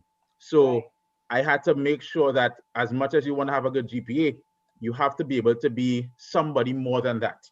And I was privileged to find a good friend in a man called Rakesh Bukal. He was part of the multi-level marketing group everybody knows, Amway. And Amway was exciting for me, a young person who wanted to be an entrepreneur and make your own money. I got into it and I was able to make money, but most importantly, the personal growth and development aspect of it and understanding business gave me that platform to see UWI not as an institution for learning as well, but for opportunity institution where you can see gaps, you can see problems and try to fix them. So that's where Black Sheep started. Because I was, at UWI and having to get a haircut, I had to walk out of UWI, go onto the mirror and find a haircut was difficult, right? I was lazy, I didn't want to walk, and I didn't want to spend any money to travel. So what about making a home, a barbershop right there? A barbershop right there, right? So it took us literally 5 years of constant presentations and constant no's from different institutions, different people who didn't want to invest, until we finally got a yes. And someone said, listen, all right, we'll give you the money to open this barbershop. And it's been there since. It's been about 10, 11 years that we've been on the UWI campus. I usually use their service, as you can see, right? I don't really need much work to be done. Right? You got true. Yeah, right. But the bed in order, So it was a great journey for me in terms of Black Sheep, and for me, understanding the importance of having a team in any business is key, and knowing how to staff your weakness. There are things that you know that you don't like to do and cannot do, and having a team around you to be able to complement those things is most important. I would have failed at business as well. I had two businesses that failed. I opened a t-shirt company and a apparel company, and also an environmental company, which was geared towards recycling of tires. But those failed miserably because I thought I could be Superman. I thought I could do everything by myself. And those things failed because I didn't understand the importance of having a great team. And having a great team and understanding the importance of getting things done when you don't want to do it is probably the most important lesson in terms of business. Nobody cares about how you feel at that point in time, because they know that they have asked for a product and they asked for a service. It must be delivered at all times. And in terms of building my brand as Kivo TV, as you would have said in your introduction, I was a victim of bullying and I had wit. I was able to do comedy. I was able to make people laugh. And I thought that it was the best way for me to, in essence, do therapy, right? You go through that difficult period in life and you use your comedy to heal, in essence. And I was privileged to read a book by Seth Godin called Tribes. And he spoke about the importance of having a powerful tribe. Your tribe does not have to be a large following. If it's large, no problem. But that in itself could be false, because A tribe of 1, 2, 3 people can have just as big an impact as a tribe of 10,000. It must be a tribe that believes in what you believe. And through Kivo TV, I grew up in a very Christian home, and because I have that brand of clean comedy, I have a tribe of people who like what I like and like my style of comedy. And through that tribe book, I understood the importance of when you have a tribe, you can now filter different aspects of your personality and different types of businesses through that. So if you have a tribe of 10,000 people, you can now filter that tribe and see, out of these 10,000 people who like carnival, I could now have a separate tribe of these 10,000 that like carnival. Out of these 10,000 who like agriculture, I could now have a business in agriculture. So from that tribe, you can pull out a percentage of people to have different types of businesses. And they say if you want to be a millionaire, you must have at least 7 streams of constant income. So that's what I did. I used my Kivo TV brand to basically spread myself, find that tribe that believe in what I believe, and then filter that tribe into different types of business products. So Black Sheep Barbershop, we have elite property developers, people who into property development and want to, take agricultural land and convert it, or even develop properties and, fix uppers, etc. And I have Pump. And Pump was an event management company where we threw both business and, social events. So it's just about being able to expand my business acumen and see where there are problems and find solutions to them. So, my journey has been a pretty good one in terms of lessons, difficulties, and successes as well. So I'm really thankful for being able to understand how important it is to, one, have a team, and how rewarding it is to have something of your own. All right, thank you so much. Kivo, you started, just give us certain nuggets there. I started right if you see what's happening there. Guys, A's and B's are the least impressive thing. Yes. Nobody is saying don't go and get your A's and B's because when you come into my program, you have to make sure and pass. Yes. Yeah? However, it is not the most impressive thing. You need to keep going until you get a yes. As an entrepreneur, somebody who's into business, you will get a lot of no's, whether that's from a customer, whether that is from an investor. Not everybody is going to buy into your dream. So it means that we need to keep going until we get a yes. I love that. And I love the tribe. Bring your family, surround yourself. And I think Ken would have made mention of that. Surround yourself with people that can really push you, that can encourage you, but also discipline you. So that even when you're doing the wrong thing, they could say, hey, come on, better than that. And I love as well when you spoke about the 7 streams of income. We cannot put all our eggs in one basket. If one basket falls, at least we have 6 other things going. Thank you so much. So, Alpha, I want to ask you this. As somebody who's into agriculture, how do you manage business? How do I move from, okay, I just want to plant kale, I want to plant some patcha, I want to plant different things. How can I move from that produce generation to actually now making a business out of it? How do you manage Y Farm, and how does a young person get into it, understanding business? All right, sure. Nice question. I think firstly is having a vision as I mean, which might be entrepreneurship 101. Make sure you have a vision to where you want to reach exactly, because and sort of separating where, a man might say, well, I just planting a little garden as opposed to have a farm, as opposed to have an agribusiness, right? Right. And of course, I would advise any young person to not just a little garden or just a farm, but actually have an agribusiness that speaks to product development, having markets, having being able to sell to supermarkets. I mean, eventually trade internationally, etc. So with that vision that you may have to succeed in terms of having a product on the shelf. One must be able to say, well, okay, if I'm going to plant something, I'm going to farm, I must be able to try and farm most of the inputs that I need for my product, right? Let's just say you're doing a seasoning. That's giving a simple example. right? I'm gonna farm celery, I'm gonna farm chive, I'm gonna farm shallot benny, pepper, whatever it is you need in for your product, right? You farming that and you packaging, marketing, well, of course, branding your product as well. And this is where what differentiates you from other companies or other products as well. You know, I mean, there's probably hundreds of seasonings out there, and sometimes the catchy ones is the ones that have a nice story to it, the ones that have a nice label, a nice packaging, etc. And tied to your journey and your story. You know, I always say find the I in your idea and the you in your uniqueness. You know, that is what makes you you, and there's no one you other than you. And those are the simple ingredients that we need. Could be how much of a simple business idea or industry that is quote unquote least popular, right? But those are the simple things that will make you succeed. And I mean, if I look into my journey as well, you know, since I started the work at Y-Farm, there isn't a continent on the world that I haven't traveled to with promoting the message or even teaching or training. Everywhere, you know, being able to share Y-Farm, to share agreement adventures, which I will tell, you know, the participants a little bit about the character just now. But essentially those are the things that differentiates you and really helps you to move from just, well, I'm planting a little thing in the back of my house or whatever, to, well, I have a brand in the agribusiness industry.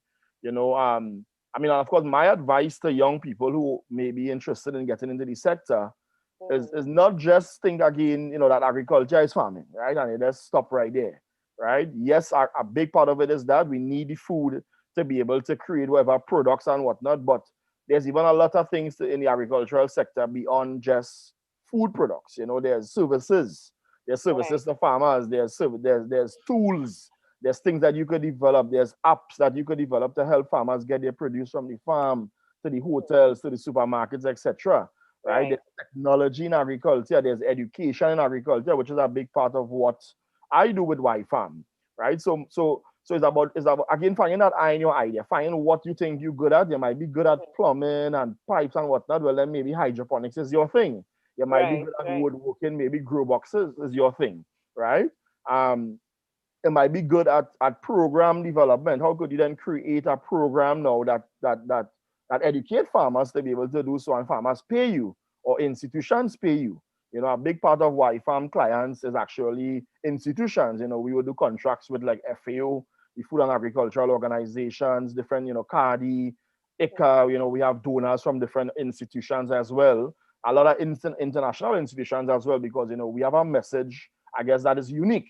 You know, when we tell people plant one tree, you'll eat for free, that will guarantee food security, you know, and simple yet effective messages like that, I guess, within our branding that really helped us to develop what we call the agri-edutainment. You know, no one was really talking about that. No one was talking about bridging the gap between how do we get children involved in the sector from an early age. As you know, as we always say, that the transformative years of between the conditioning of one's mind, you know, and transforming their thinking, the way they think, the way they perceive things is between birth and 12. And, you know, after that age, it's very difficult to really change somebody's mind. You could change it, but you have a lot of things that is already, that you are perceived to be this and like that and like that. So we want to be able to get that within their mind between birth and 12. And there we had to introduce something powerful, something that young people like to look up to, the superhero characters, right? And so, boys and girls, we have the agri-man. To feed the world is his master plan. If you plant one tree, you'll eat for free. That will guarantee food security. From field to farm, let's let it sprout. Soon we'll see an end to drought. Once we all grow what we need, soon the whole world we can feed. So check out Agri-Man. We have we do it in terms of comic books. We are still fundraising for cartoons. I think 2019, right before traveling stopped, I made my way to Tyler Perry Studios to try to knock on his door. Still knocking on the door here inside us yet. Continue knocking. Yeah, but you understand, and those are the things that as an entrepreneur, you have to get up and just go out there. I had a meeting with Captain Planet Foundation, so we have something that is budding with them right now. And I mean, the younger ones might know who's Captain Planet, but check it out on YouTube. That's one of our people in my generation favorite cartoon long time, you know, speaking about you know, the earth and wind and fire and water, etc., etc. But that was one of the biggest inspirations for me developing agreement, right? But I saw someone on the chat ask on YouTube, if I created the comic book, so my answer to that is no. Y-Farm, the organization, created the comic books. I can't take the credit for it personally. I cannot draw a stick man to save my life. I cannot draw. And this is where, as Kifo said, that's now a team comes in. You understand? Your tribe and a team comes into play to be able to help you achieve. Because again, if I was like, well, I have an idea for a superhero character, but I can't draw, so me going and do that. No. You understand? Somebody around me to do it. You know, and luckily we, you know, started with working with many different artists to draw and graphic persons and storytellers. You know, big up everything Slide Pepper, big up Create Ideas from out of Brazil. They are drawing the characters right now. But I must, you know, make mention to a local guy as well, who comes out of a studio up in the east. His studio is Kring Studios, and he was the first person to draw the character, you know, and bring it to life, right? So again, you know, it's about being able to develop that team just to be able to achieve all what it is you want to achieve, you know. So the work of Y-Farm is very broad, you know. It's you know, the superhero, the education, but then we have a farm in Superior. Big up anybody who from Superior on the chat. I hope somebody is from Superior or within the Southwest, right? And then we have, you know, products. You know, we have an agreement, Callaloo Pack. Look out for it in Massey Store, Superior. We have a chocolate bar as well, and a pimento dried product as well too. So we getting big into product development, but while still maintaining the education for why we're doing this. And of course, we sell the comic books in many different stores across the country as well too, right? So in a nutshell, is a lot to manage, but again, with a great team, I can do everything. You know, I cannot be educating you all here right now and be on the farm farming. You know, I would do some in it, but you know, there would be a team on the farm who's farming right now, you know, supplying the different stores. People are handling those logistics as well. And but of course that you know, eventually as you grow and you build, you get to that stage. I mean, in starting, I sure all my colleagues here will tell you that sometimes you have to be, as they say, the chief bottle cook and washer. Chief cook and bottle washer. Yeah, your hands in everything. Your hands in everything. But and sometimes you still have days like that, you know, because we are no billionaire company where we could hire this one, hire that one.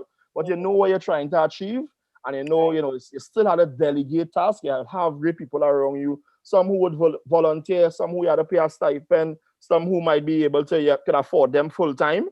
But at the same time, you have to be able to get it done and know when you're taking on a certain task, you know, consult with your team and whatnot, to be able to, so that they would advise accordingly and that kind of thing, you know. So again, let's recap agriculture. There's many different aspects that you could get into agriculture from. I see there's a lot of people who's interested in skincare products and whatnot. We're going to get all those natural things from on the farm. What about if you have your own farm, growing your aloes and growing your this and that, and then you creating product? That is agribusiness. You know, people may not tell you that, but those things, and that's what we do at Y-Farm, to inspire you and also empower you as well to understand the sector and how diverse it is, and you know, you could see where you could fit into. Yeah? Right. And I really appreciate Alpha, that you look at the diversity of agriculture, because when we hear about agriculture, we just think about going on the farm. And somebody would have asked, you know, how much can a farm really donate an income? Like how much money I could really make from just being a farmer right now. But I'm glad that you really would have gone into the diversity, speaking about the diversity of what can happen. And I want you to answer that question, like on a serious note. If I really want to look into agriculture industry and do this on a full-time basis, how am I doing it, Alpha? Yeah, well, I mean, agriculture, I mean, for the answer to that is many people have been farming, right? Some of them, they may be branded, so we're being real right now, they may be branded as poor, right? And well, that farmer, they poor, like that poor man thing, you know, you would see that from time to time and you would feel so. But there's farmers who I know who got it right and is doing it right. And farmers are very humble people, very down to earth, literally in the earth, right? So farmers, there's a lot of farmers who I know that is very wealthy as well. I mean, and as in every profession, I don't mean to call them people poor and the rich and the whatnot, that kind of segregation. But in every profession, you would find people who are, more well off than others, right? But farming essentially can make you a living. I mean, the one thing that we obviously have to do is eat. So for sure, your personal household bill wouldn't be as much money as another person if you're growing what you're eating. But you must go into it with education and with knowledge. And not necessarily you have to go UWI and get this degree or UTT or whatever, wherever. But of course, the more education you have is the more advice and the more knowledge you have, the more experience then in be able to go into it in the field in a more practical sense. But my advice quickly on that too as well will definitely be that if you go into farming, don't just go into farming and go and try to sell your produce on the side of the road or on the highway or whatnot. Try to develop a product. And it's not as hard as you think. Try to develop a product that you could brand, that you could now take to the shelves, that will have more, because a big part of the farming as well is wasted. So sometimes when you're producing something and you don't have proper storage and your post-harvest technologies isn't up to par, whether you have a freezer, chiller, or whatnot. If you create a product now, whether maybe you dry something, you dehydrate it, whatever the case may be, you cut it up, you package it, that will help you to make more revenue. Further down the value chain you go, is the more money you will get. A bundle of dasheen bush is $8. If you cut up that bundle of dasheen bush and you put it in a vacuum seal something, it might now sell for $20 because you add more value and it's food for convenience. So farming can and it have made us a living for many years. So the answer to people asking if agriculture are profitable, I just be like, what food we just eat every day? Breakfast, lunch, and dinner we eating. Where the food coming from? Of course it's profitable. I mean, it's just now that to find your own niche and be able to not really cut off the middleman per se, because you need the middleman to do the big wholesaling and whatnot, but being able to get a closer relationship to the consumer is where you could really thrive more. Right. Thank you so much. And I just have one more question for you before I go to Ken. The question is, let me make sure that I have it. How do you become a locally known, how do you become locally known as a reliable farmer? So how do you become locally known as a reliable farmer? So Christian Ramjit is asking that question. Sure. Nice question, Christian. I think people must be able to see your process as much as possible. They must be able to buy into what it is you say you're doing. I mean, everybody does go around organic. I mean, Tom, Dick, and Harry could say that. And that time, the organic, the no-organic, right? But really and truly, I think, having media in terms of, videos on your farm, if you're doing educational videos, having tours to your farm as well, too, where people could see, well, boy, I know spraying them chemicals, what people feel like all farmers does use to spray. I am going organic as possible, as natural as possible, using what we call stinking Susie to warn off the different pests, eggshells, and all them different things that our forefathers told us about, right? That people now put in a bottle and calling organic again to try to cheat us. But I think it's about the process in your farming and being able to get people to see and believe in what you're doing and educating people about it as well. That people could be like, right, I trust those products. Because when the first wave of COVID-19 hit, we developed a project called Dasheen Your Doorstep Market, which is nothing new to Trinidad and Tobago, online marketing where people would order their produce and whatnot. And among the people that trusted to get food from us, I was real overwhelmed because we've been talking about natural farming as possible, farming using as little chemicals as possible, right? And people really trusted our brand, and up to now we still have customers. We don't really want to. That was when we was real lockdown. We don't really want to continue doing it, but we kind of forced to continue doing it, especially elderly people in society and whatnot. So again, it's about showing people your process, taking a nice video while you're on the farm, showing the fellas who's working or whatnot, how they're doing it, and being able to educate people about your farming practices in particular. All right, thank you so much. All right, Ken, I want to come to you. There are two questions that were asked. how have you adapted to the new normal? So I know that you touched on that a little bit, but just in terms of the transition of having these large events and now having to social distance everyone. Personally, as an entrepreneur, as the managing director of Empire, how have you adapted to the new normal? And as well as what was it like? Tiffany is asking, what was it like being a writer? Was it a good job for you, or is it a good job in Trinidad and Tobago? Can you have to unmute your mic? Yeah, you know, like when you're on these Zoom calls, you're always there like, am I meeting? I'll make sure. Anyway. All right. So as a writer, for me, it was a real fun experience. If it's a good job, as in sustainable, I think you would have to kind of carve your own path. It wasn't something, the thing is, I don't know, sometimes I see it as a benefit, and then also sometimes I see it as a plague, where I felt and feel like I could do several things well, and writing has been one. But I made a conscious decision not to, let's say, try to be a writer, because then I can't be everything, because then I wouldn't be able to be good in everything, because I have, you know, in order to be a good writer, in my opinion, you know, you need to write consistently. You also would need to reach out to a lot of different places that could put up your work. And then, of course, you know, hopefully land a job. Because I actually worked at the Trinidad and Tobago Guardian for, I think it was like 6 months.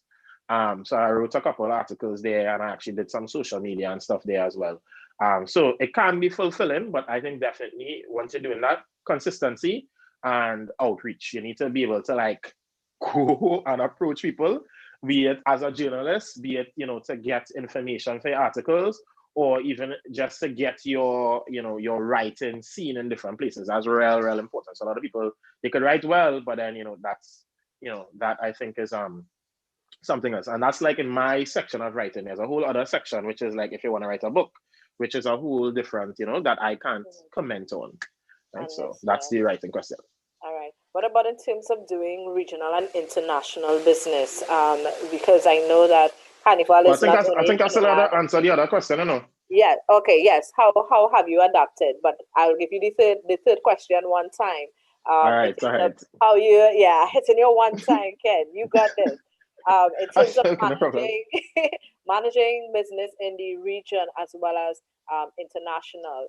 I want you to just kind of give a little synopsis in terms of how you do that as a director of Empire. All right, no problem. Plenty of stories. Yes, we have to condense everything. Point form. So 2 minutes. 2 minutes. Yeah. First of all, with working during COVID time, of course, very challenging. However, what I did is I revisited how I would work with others, and I tried to do a lot of restructuring internally, where I would, you know, reach out specifically to you know, different committee members, because our usual methodology of having big meetings and stuff, of course, can happen. And there's a lot of like in-person interaction that makes, I would say, makes the planning a bit better. So we had to kind of, you know, move a couple things online, but then still find innovative ways to spend time with each other in a very small, you know, controlled environment. So that was one. Two, of course, looking at the concepts themselves, and not only trying to think, how could I do a party, quote unquote, in a different environment, but also thinking of entertainment as like beyond the wine and jam, and thinking, okay, so like, why don't we do a restaurant? Why don't we, you know, do a market? Like, you know, we just want to entertain people because that's a need that people have, but it doesn't have to be in the same format now. You know, we you know, should be able to think beyond that, right? So that's that question. In terms of working regionally and internationally, that also has been quite challenging. So the event that we did, Barber to go, we wanted to do it in Jamaica. However, our Jamaica team was very fledgling. You know, that actually 2020 would have been the year where we would have gone across to Jamaica and done our event under the Empire brand in Jamaica. And we had to kind of like, I guess, relax a bit on it. So I think always understanding that all cultures are different and everything is not the same. You know, something as simple as a name or how people would interact with making their purchases and so on and so forth. I think that was a big learning experience. So, you know, you want to approach each culture or each region or each, place that you go as a brand new, almost like a brand new venture, and attempt to understand before you just go forward. Because if we just went forward with a copy and paste format, we would have failed really badly, and we did not do that. So that was great. All right. Okay, thank you so much, Ken. Kivo, I have some questions here for you. Let's start off with this. Did you ever choose or pick the wrong tribe? So you spoke about, getting around that tribe. And did you ever choose or pick the wrong tribe? And if yes, how has it impacted your career? So let's start off with that. Okay. In terms of picking the wrong tribe, I definitely did make some errors in terms of picking the wrong team of people to work with, in terms of allowing my business to grow. So I always tell people, hire or create a team based on function and not friendship, right? Your friends are your friends. You need people who can function. So you may get friends who can function, very rare, but most times your friends will just be your friends. You have to get people who can function and do what is asked or do what is required of them to allow the business to grow. So you have to be able to separate business from friendship. So picking the wrong tribe around you who support you and are willing to put things forward. They may buy a ticket, they may come and cut their hair, but in terms of administrative duties, they may not have the skill or wherewithal to do it, right? So you have to be able to differentiate between friendship and function. So picking that tribe allowed me to understand that in terms of making sure that when I bring somebody in the team, can they function here? And that allowed me to make better choices in terms of creating a team. All right. Emerald would have asked, do you think your failures help shape your leadership skills as a person? Oh yeah, definitely. I always use the analogy of when you have a mug and you're trying to pour that mug of water into a bottle, your hand starts to shake until you finally get it in. That's what they call autocorrection.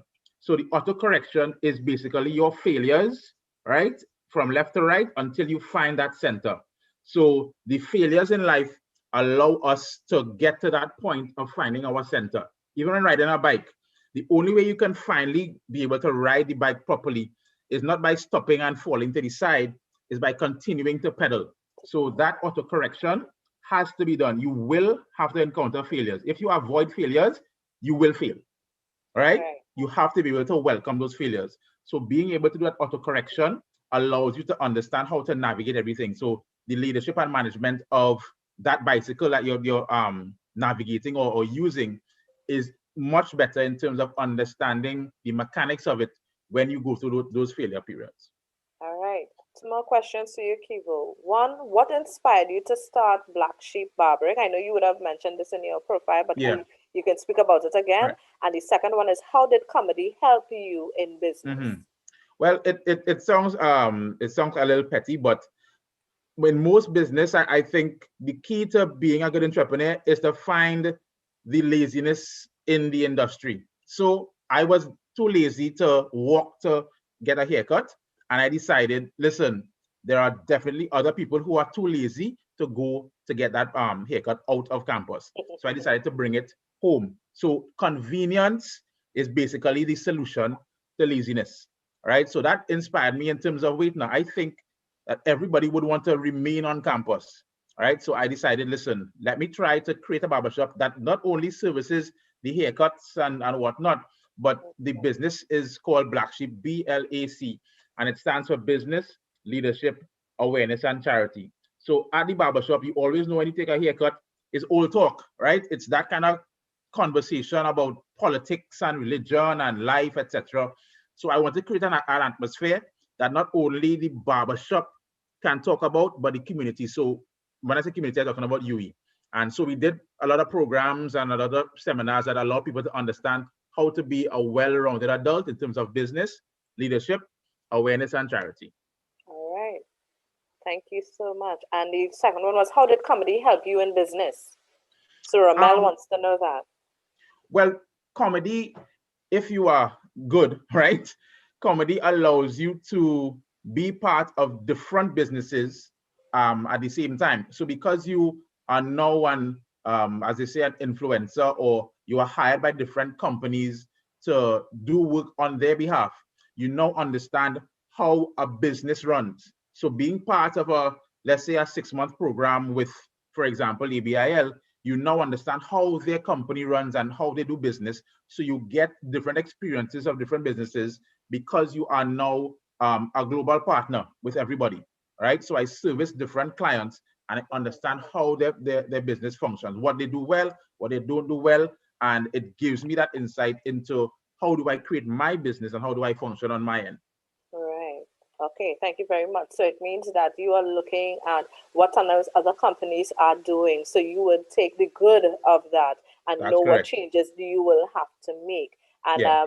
I know, guys, you can follow Keyboard TV on Instagram. I think right now you have something going on with a couple. What's their name?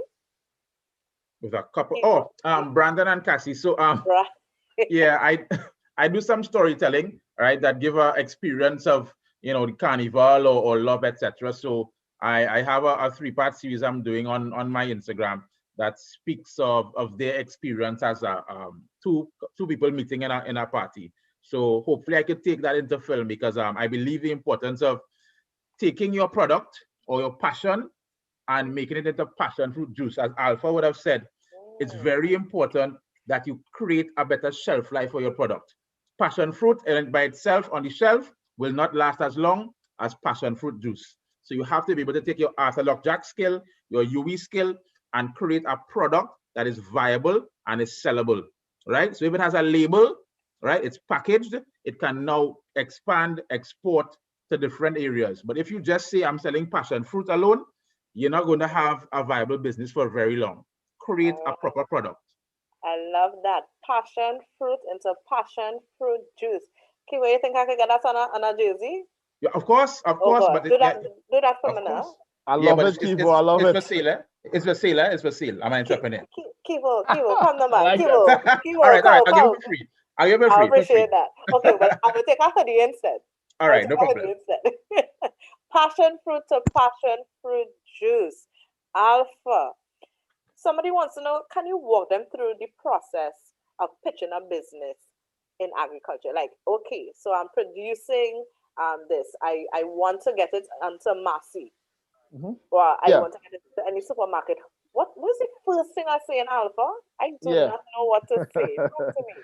Yeah, sure. Nice question. I was trying to type the answer there on YouTube, and there's a lot to say about it, but I'll condense it now, and I'm glad you asked me. So, well, basically, I mean, I was saying before when I was typing it that you will have to develop a pitch deck. Well, I saw the person ask about, like, when I referred to the case of Tyler Perry. You know, now let's quickly give what we did for him, and then I will talk about, you know, like getting this produce on our shelf or a product on our shelf. You know, we develop a pitch deck for our company, which speaks to what is the problem you're solving. Well, who you are, what you are doing, but this is a very condensed version of not a business plan. A business plan, not no one, but somebody as busy as Tyler Perry and have time to sit down and read your whole business plan and whatnot, right? You have to get them interested, right? And any investor, whether it may be whoever it may be, right? You know, so a pitch deck is what people will actually use. You know who you are, the problem you're solving, how you are solving the problem, what is your solution, what value proposition you bring to the table, and in most cases, who are your partners, and then what do you want? You have to tell them what do you want and be clear about that. You want $1 million, or you want a partner to do a cartoon series, or you want a partner to do a talk show. Clearly, what do you want? And this is what we have already, and this is what we need from you, right? So that's in the case of pitching a business more or less. But if you're talking now to get your produce on a shelf or whatnot, you know, you must have something unique about your product. Right, there's many Callaloo packs on the market already, but what made our Callaloo pack unique that Massey decided to take our Callaloo pack is the Agriman branding on it, right? So we call it Agriman Callaloo pack. It have the dashing bush, the okra, the pimento, the hot pepper. But guess what? Guess what the product have that other people don't have? It have Agriman love, and that is on the label, right? And that was like, wow, yeah, we won that. What is Agriman love? You know, when you eat it, that Callaloo, you'll get some in Agriman love. Right, so it's about, you know, you approach the supermarket again with something different, something unique. Even whether it may be a carry the product in your hand, you can't just carry the idea in your head and expect them to say, well, hey, what, you know, expect them to see it and it's in your head.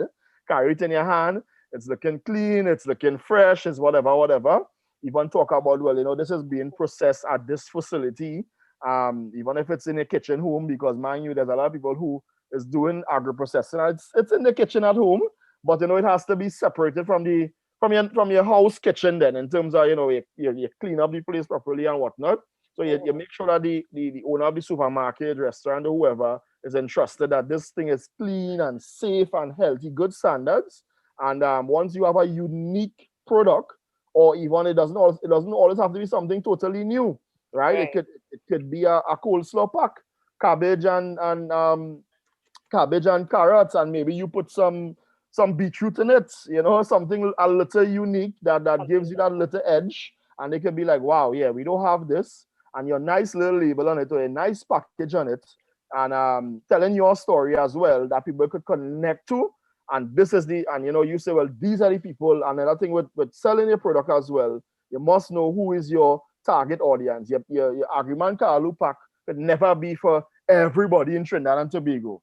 You must differentiate who you want this product for, but that's who you will target it towards. And you know, within that target audience, if it's people who have whatever diet restrictions, you must know that have 100,000 people in Trinidad who have that diet restriction, and I'm going to sell to them. You're narrowing and you target those people in particular. And if you could tell the clients that the Marcy or whatever store, True Value, whoever you go to, then they will more be inclined now, yeah, okay, let's try it. And again, sometimes, most cases, supermarkets, you sometimes have to have a little nice cash flow injection as well, because you mightn't get paid until a month later or 2 months later. Most times it's credit, right? Most times it's consignments, right? So all of that to be prepared for as well too. But in a nutshell, you know, you must go there with your product presented already developed, and not just, well, I have an idea to do something. You know, they want to see it in your hand. Yeah. Right. Thank you so much. So guys, we only have 5 more minutes. 5 more minutes on this panel, guys. It was such a good conversation. There are questions overloading right now. It's flooding the chat. And I think this is a conversation that we definitely need to continue, because there are a lot of young people that are seeking guidance, not just understanding it from an academic perspective, but understanding business from a practical, understanding the day in, day out. So guys, if you are open to continuing this conversation another time, you can let me know. I will be glad to have you back. Lockjack GSB will be glad to have you. And students, we will take note of all your questions, and we will try to see how we can get all of them answered. But just before we wrap up, Alpha, Ken, and Kivan, if you can just give one last word of advice. If this was the last time that you could have interacted with YouTube, with people on Facebook, for those of us on Zoom, what would be your last word of advice to us? So I'll start off with Alpha. Alpha, unmute. I dive into it and I unmute myself. Sorry. Go ahead. Entrepreneurship is freedom. Entrepreneurship is freedom, but with great responsibility, right? I mean, I'm going into a big sermon here again, but with you developing your business, a lot of people will say, well, I'm working for myself. I have a little spin on that. I like to say I'm working for my customers. And look at their customers as being your boss. Because again, when you become an entrepreneur, you cannot wake up 12 o'clock in the day and feel, well, you're going to start your thing half day. You know, half of the world and people in China and people, especially if you're talking international business, them done in bed already. So you had to start your morning early and all them meetings done going, and you miss that. Finally, people like to say that you are 1 in a million, but you will have 7.3 billion people. So if there's 1 in a million, then there are more people like you. No, everybody have a unique fingerprint. So from today onwards, say that you are 1 in 7.3 billion. You is you. And use that to develop your business and your career moving forward. Thank you. Thank you so much. Ken, one last word of advice. All right, so I'd like to say that, you know, to be very successful, you actually don't have to be an entrepreneur, right? Because we entrepreneurs need good employees and people to work with. So if it is you feel like you're probably a little scared to get your feet wet and so on and so forth, you could just work with somebody else, right? And I think for me, any entrepreneurship forum that I'm on, I will always share that, because I think right now, you know, there's a huge trend toward entrepreneurship, but entrepreneurship is not something that's cut out for everybody, and nothing is wrong with that. You could be very rich, wealthy, more wealthy than other people by just working with an entrepreneur, because we entrepreneurs need to work with other people. Like, there's no way anybody on this panel could do any of what we're doing. You think Kivo TV is Kivo by himself and just he alone? No, there are people, other people there. So that's a major, major, major key. So, I mean, if it's 800 people here, and that's the next thing. The next thing is usually one entrepreneur and then probably like, let's say 10 plus other people. So you would find that the majority of people would probably work along with entrepreneurs. So that's, nothing is wrong with that. So I just want to make that abundantly clear. And you could also be very rich and very comfortable doing that. All right. Thank you so much, Ken. Kivan. Two things. First of all, you have to be 110% authentic. Always be true to yourself. People can see through the fakeness very easily, right? Entrepreneurship, you have to sell yourself and sell your business. Be 110% authentic and find your gift, right? When you find your gift, people pay you to be yourself. When I do my blogs, people pay me to be myself. It's not me trying to put on an act. This is part of who I am, Kivo, right? Additionally, the second thing is, how do you make your cake? And what I mean by that is, when you bake a cake, everybody makes a cake differently. There's a little extra this, you might put this flavor, that flavor, but there are ingredients to make a cake. And there are basic pillars to make a cake that you have to follow. It's universal law for that cake to happen. And also, when you make that cake, you have to go into the oven. The oven in entrepreneurship is that heat period, that period where you have to go through that pain to get the final product. Because when you get to the final product, you can't revert to the original ingredients. So understand the importance of putting those ingredients that you need, not everybody else. You need XYZ to create your cake, create that cake and go through that heat. But don't stay inside it too long because it will burn, right? So go through the heat, come out on the next end and keep making different types of cakes for you to be able to sell that product to the world. Yeah? All right. Thank you very much. Guys, can we show some appreciation for our panelists at this time? Send an emoji, something just to say thank you. Alpha Sinan, who is Al Farmer of Y Farm. I have Ken Samburi, Managing Director of Empire. We had Javed Razak, who's the Head of Functional Support of Rams Logistics, and Kivan Lewis, who has Black Sheep, Barbering Limited, Pump Limited, and Elite Property Developers Limited, and Kivo TV. Guys, thank you so much for being a part of the UWI-Arthur Global School of Business Day 2021. Kivo, I'm looking forward to my hoodie. Guys, no problem. Guys, if Kivo don't give me my hoodie, we're going to make noise on Instagram, on Facebook. Yeah, we looking for that passion fruit juice, bro. Of course, it's coming. I love it. Thank you so much, guys. You're welcome. You're welcome. All right. All right. So as we continue with our business day, we have a second, our game's second segment, and I want to bring in two of our ambassadors at this time. Let me make sure I can get you. All right. Where's my next ambassador? I'll let my next ambassador go and listen or what? I found you. All right.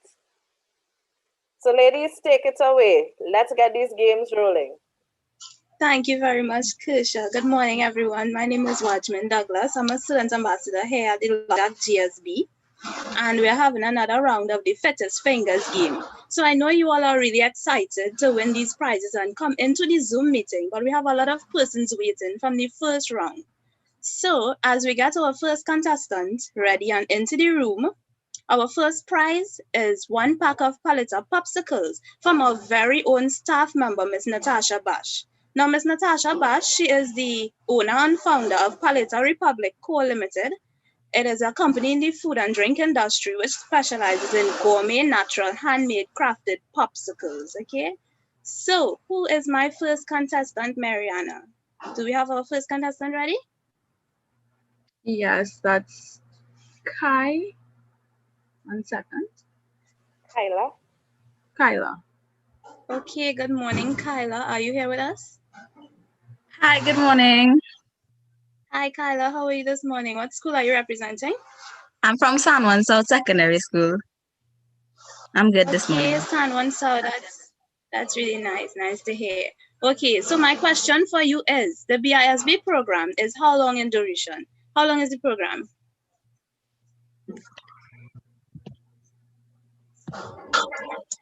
Kyla? 1 second. 4 years? Okay. 4 years. That is correct. Congratulations. You just won yourself 1 pack of Paletta popsicles. So please stick around and someone from our team will contact you. Next question. So our next prize would be, as we round up contestant number 2, our next prize would be 1 skincare package. So this skincare package is from Earthly Essentials TT. Now we have a lot of entrepreneurs in this program. So this is one of our young entrepreneurs in cohort 3, Miss Renelle Granison, and she's the owner of Earthly Essentials, which is a small batch natural skincare company derived from a mother-daughter duo that prides itself in providing high quality and affordable products. Earthly Essentials offers soaps, toners, moisturizers, and scrubs made with skin-loving ingredients from their garden. Artificial scents and colorings are not used in the products, but are all vegetarian, as the company believes in Mother Nature. So you can check her out on Instagram at ShopEarthlyE or on Facebook at Earthly Essentials TT to get a little more info about her products. So Mariana, who's my second contestant? Leah. Okay, Leah, good morning. Are you with us? Good morning, yes. Hi, Leah. How are you? What school are you representing today? I'm great. I attend Tabikit Secondary School. Okay, Tabikit Secondary. That's awesome. So my question for you is, an industry that has only one player or company is called?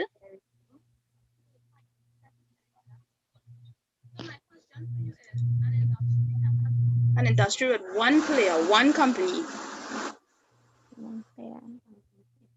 Can you repeat, please? An industry that has only one player or company is called one major company.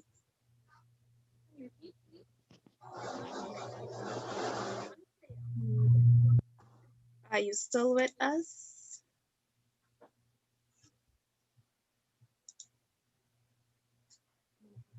A monopoly?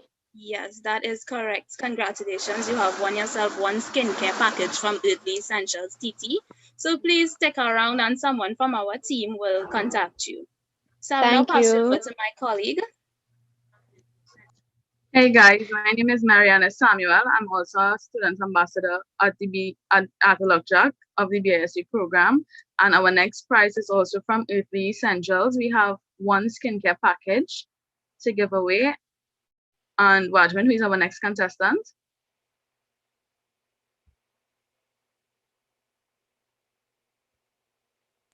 Our next contestant is Jabari. Hi Jabari, here with us? Jabari?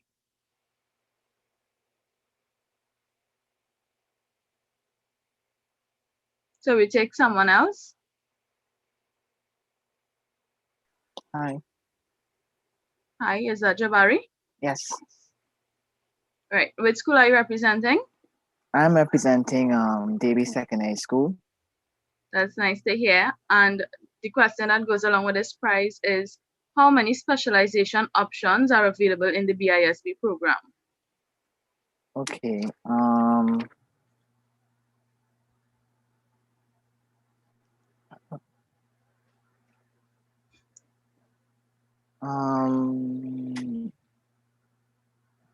Can't really say it on the top of my head. Nah, I don't really know. You don't know? Okay. That's your final answer, you don't know? Yeah, I don't really know from the top of my head, sorry. Oh. Okay, no problem. So you take someone else? I am sorry, Jabari, but our next contestant would be Xavier. Hi, Xavier. You with us?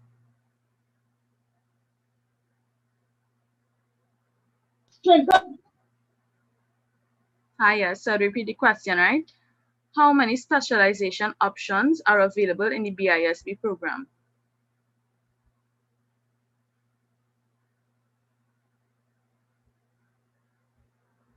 You have to unmute your mic. Hello? Yes, I'll repeat the question, right?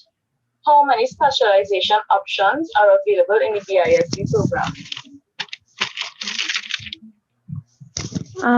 5 specialization courses.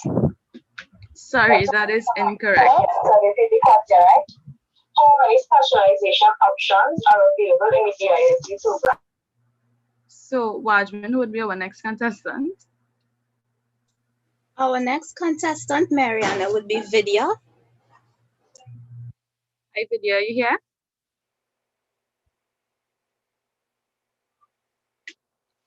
Vidya?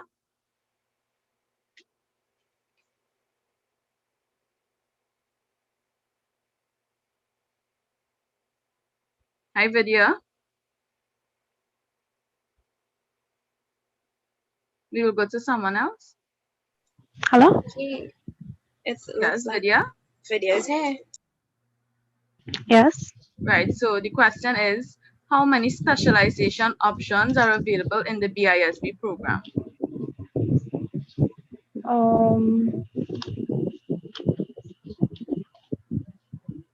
8. Sorry, that is incorrect as well. All right, so I guess we are going with Shani. Hi, Shani. Hi. How many specialization options are available in the BISB program? Is it 7? That is also incorrect. Our next contestant. Okay, our next contestant is Alexia. Hi. Hi, Alexia. How many specialization options are there in the BISB program? Okay. Is it 8? No, that is incorrect. Oh, okay. The other contestant. So I know Mr. Miguel Dindial would have spoken about this earlier on in the session. Okay. So our next contestant is Rivaldo. Hi, Rivaldo, you here? Rivaldo?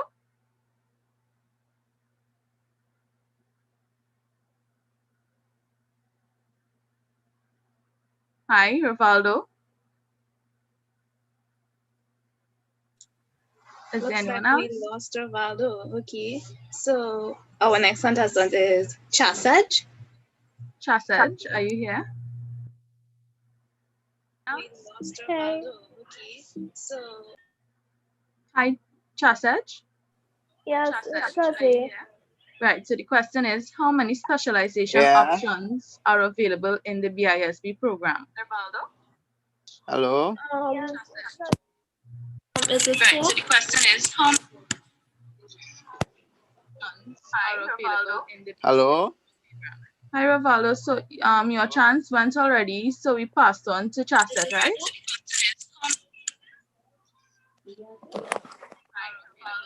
Hello? Hi, Rivaldo. So your chance went I think someone's speaker and mic is on at the same time. So if you have your mic on, please mute your speaker because we're getting a bit of a feedback. Yeah, let's go to the next person. right. So Chasej, do you want to answer the question? Sure. Let's go to the next person. Okay, our next contestant is Kemuel. This is really simple, guys. It's a very easy question. Hi, do you know how many specialization options are available in the BISB program?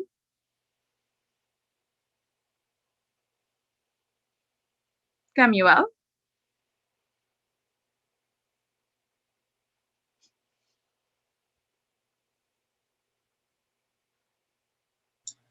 Hi, Kemuel. Is Kemuel here? It looks like we lost him.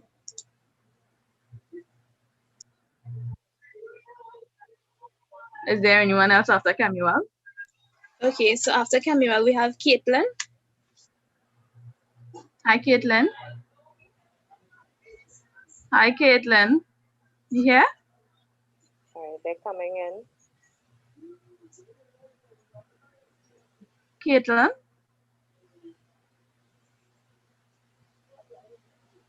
There's anyone else after Okay, Caitlin? so look, Xavier is saying that she didn't hear her name call, so we can give her the opportunity. Okay, no problem. Xavier, hearing me now? Yes, I am. Right, so the question is, how many specialization options are available in the BISB program? Is it 2? Close, but it's not 2. Sorry, that is incorrect. We can give her one more chance. So you're Go getting to the one more next one. chance. Is it 3? Yes, that Yes, is correct. congratulations. There are 3 specialization options in the BISB program, and congratulations, you just won a free skincare package from Earthly Essential. Please stay on the Zoom and someone from staff will contact you. Our next question is sponsored by I Am Mastery, and it is for you and 4 of your friends from your school. You are receiving 30 minutes mentorship, a 15% discount off one of 2 packages, and full-time personal mentorship with one of the 6-figure earners. Our representative from I Am Mastery, Shannon Deno from Cohort 1. Shout out to Cohort 1. And you can contact her at 476-7459. One more time, that is 476-7459, or Shannon Deno on Instagram. So Wajman, who will be our next contestant? Our next contestant is Kyle. Kyle, you there with us?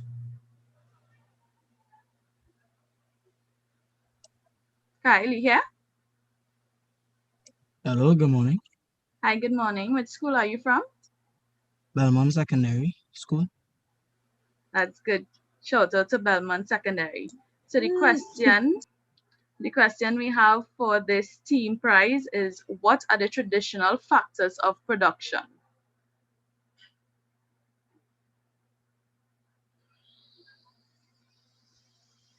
Hello? You still there?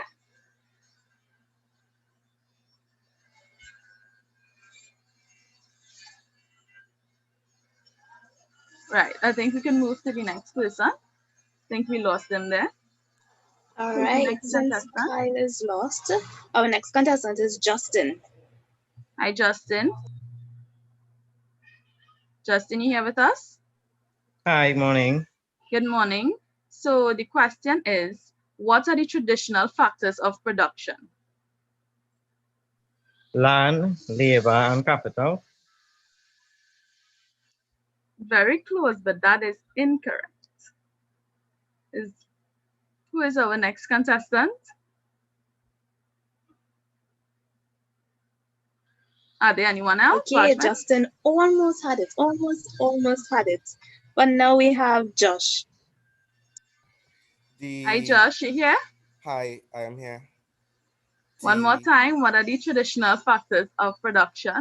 The traditional factors of production are land, labor, capital, and entrepreneurship. That is correct.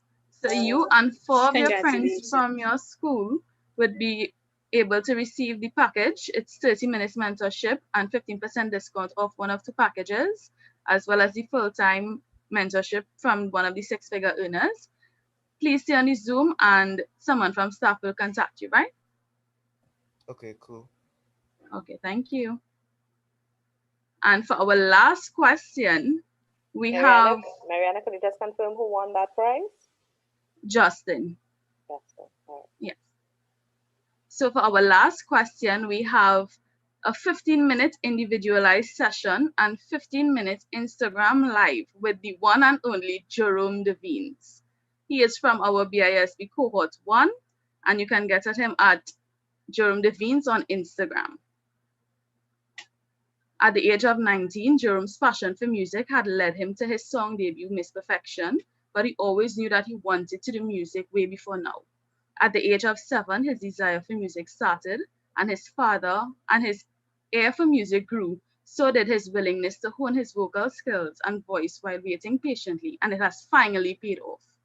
Jerome dived into the entertainment music realm by creating memes attached to his written songs that began to go viral. While being a YouTuber and social media influencer, as well as a comedian, a board director at Central Records discovered him through his father's job and instantly wanted to manage him after hearing his voice. Today, Jerome has a single out and is currently working on releasing a few next month. So, Wajmin, who do we have for this question? Okay, so after Josh, we have Shadi. Hi, Shadi, you ready? Hi, yes. Right, so this question is, which CARICOM nation recently discovered significant reserves of natural resources?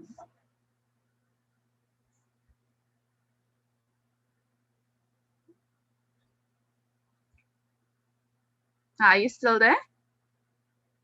Hi, yeah, is it Guyana? That is correct. Very good.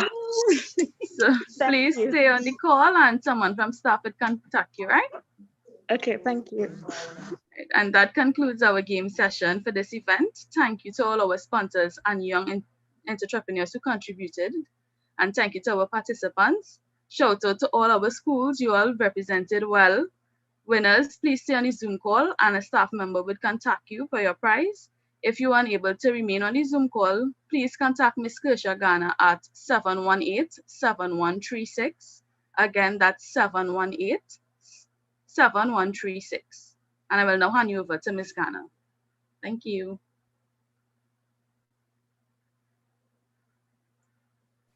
All right, thank you so much, ladies.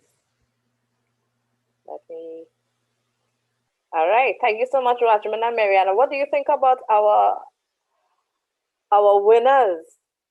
I mean, Shade, like she wanted that prize with Jerome real bad, but she said Guyana. She went and check it real quick. Guyana. What do you think about our winners for today? I think everybody tried their best and they all tried to win prize, and congratulations to those who won. Yes, same here. I think it was, it was a nice little segment here, get them a little active. I wish we had more prizes to give away. Maybe next time. Maybe next time. You will have to wait for our next event to see what is going to take place. All right. So thank you very much, ladies. So guys, as we continue, we just have two other things that we need to do for this event. We are going to have Miss Stacy Homer, who is going to give us some tips based on from a human resource perspective as we look at the world of work. You have to ensure that you are prepared and that you are ready for the world of work. And then we're going to hear from our student ambassadors about their experience in the program. So we're looking at the real world of business as well as the academic aspect of the program. So Stacey, if you are with me here, you can put on your video and I will bring you in. It says Stacey is a proud graduate of the Arthur Lockjack Graduate School of Business, where she was awarded a Master's in Human Resource Management with distinctions in 2008. She further made her mark there when she won 2 of the 3 prizes for presenting the best practicum proposal in her graduating year, earning $15,000 in prizes. Her professional field is just as exciting. She has been practicing HR along 3 main streams, which is lectures at both the bachelor's and master's level. She provides consultancy services as well as practices corporate HR. Currently, Stacey is an HR executive at an international retail company, and her passions lie in change management, talent development, and culture integrations. Additionally, she has also appeared frequently on a leading morning talk show discussing key HR topics such as HR and technology and managing career goals. When she isn't hard at work promoting her professional brand, Stacey is hard at play with her daughter. This gives her the greatest joy since it keeps her balanced, focused, and motivated to continuously attain both success and happiness in all endeavors. So if you are on the chat right now, you can help me by welcoming Miss Stacy Homer, who is going to speak to us today from an HR perspective. Stacy, how are you this morning? Hi, good morning, Krisha, and good morning, everybody else. And I am loving what this is called. So I am feeling very honored to speak to some future CEOs here because, like you all just heard, I have a little daughter and I want to come knocking on your doors to give her a job very soon to help pay some bills. Thank you. Thank you. All right, Stacey, so speak to us at this time. All right, so let me try to share my screen because I did something for you guys. So let me try pulling it up now. Let me know when you can see my screen. All right, yes, we're seeing it. All right, okay, great. So I'm gonna share a couple of things with you all, right? And I'm bearing in mind the audience I'm speaking to. So for a lot of you guys, I want to commend you all to taking this step to even consider pursuing your education, because I know when I was at your stage, there were a lot of things going through my head. You know, why even continue school? Because for me, I don't want to hear any more alarms. I don't want to hear anything about homework. I don't want to hear anything about projects. I don't want to hear any of these anymore, right?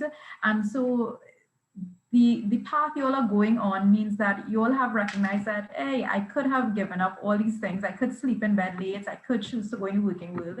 But in the end, I'm not doing that. I'm choosing instead to be able to do more with myself. And I want to commend you for that. So one of the great things that we look for when we look at persons who are pursuing education, and especially through Lockjack, is the story really of the goldfish, right? So I don't know how many of you all know the story of the goldfish, but the story of the goldfish speaks to the fact that a goldfish only grows as big as the bowl you have it in. And if you were to have it in a pond, it can grow very large. If you keep it in a bowl, it can stay very small. And that's really what we are like humans, right? If you keep us in a certain environment, we only know what we know up to that limit. But when you pursue more things and you expose your mind to a lot more things, you can grow and you can come out of that small bowl.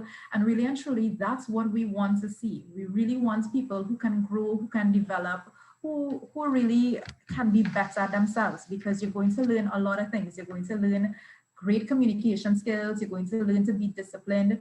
So even if you were to pursue something like professional football versus coming into the corporate world, that growth is still something that you will have. You will be able to grow, be able to develop, etc. Right?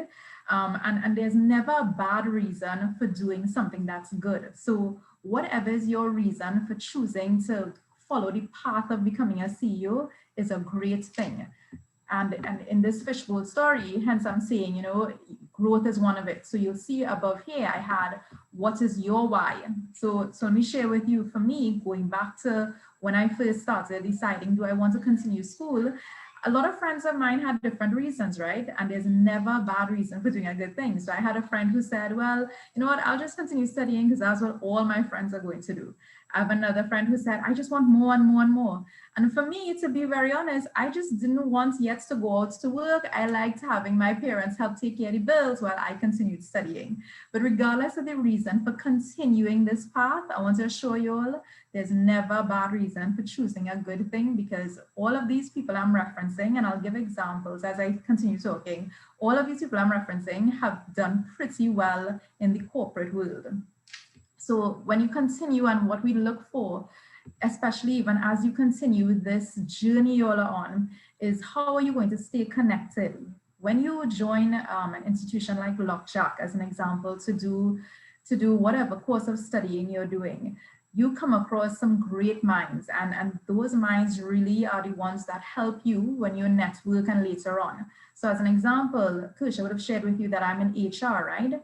And I must tell you that I have a bias towards any graduates coming out of Lockjack, just because I know the caliber of student that comes out of Lockjack. So if I were to have 5 resumes in front of me, the person who I know is a graduate from Lockjack is the person who I'm almost sure is going to do well at the interview, do well on the job, just because of the fact that the program really does prepare you for those things.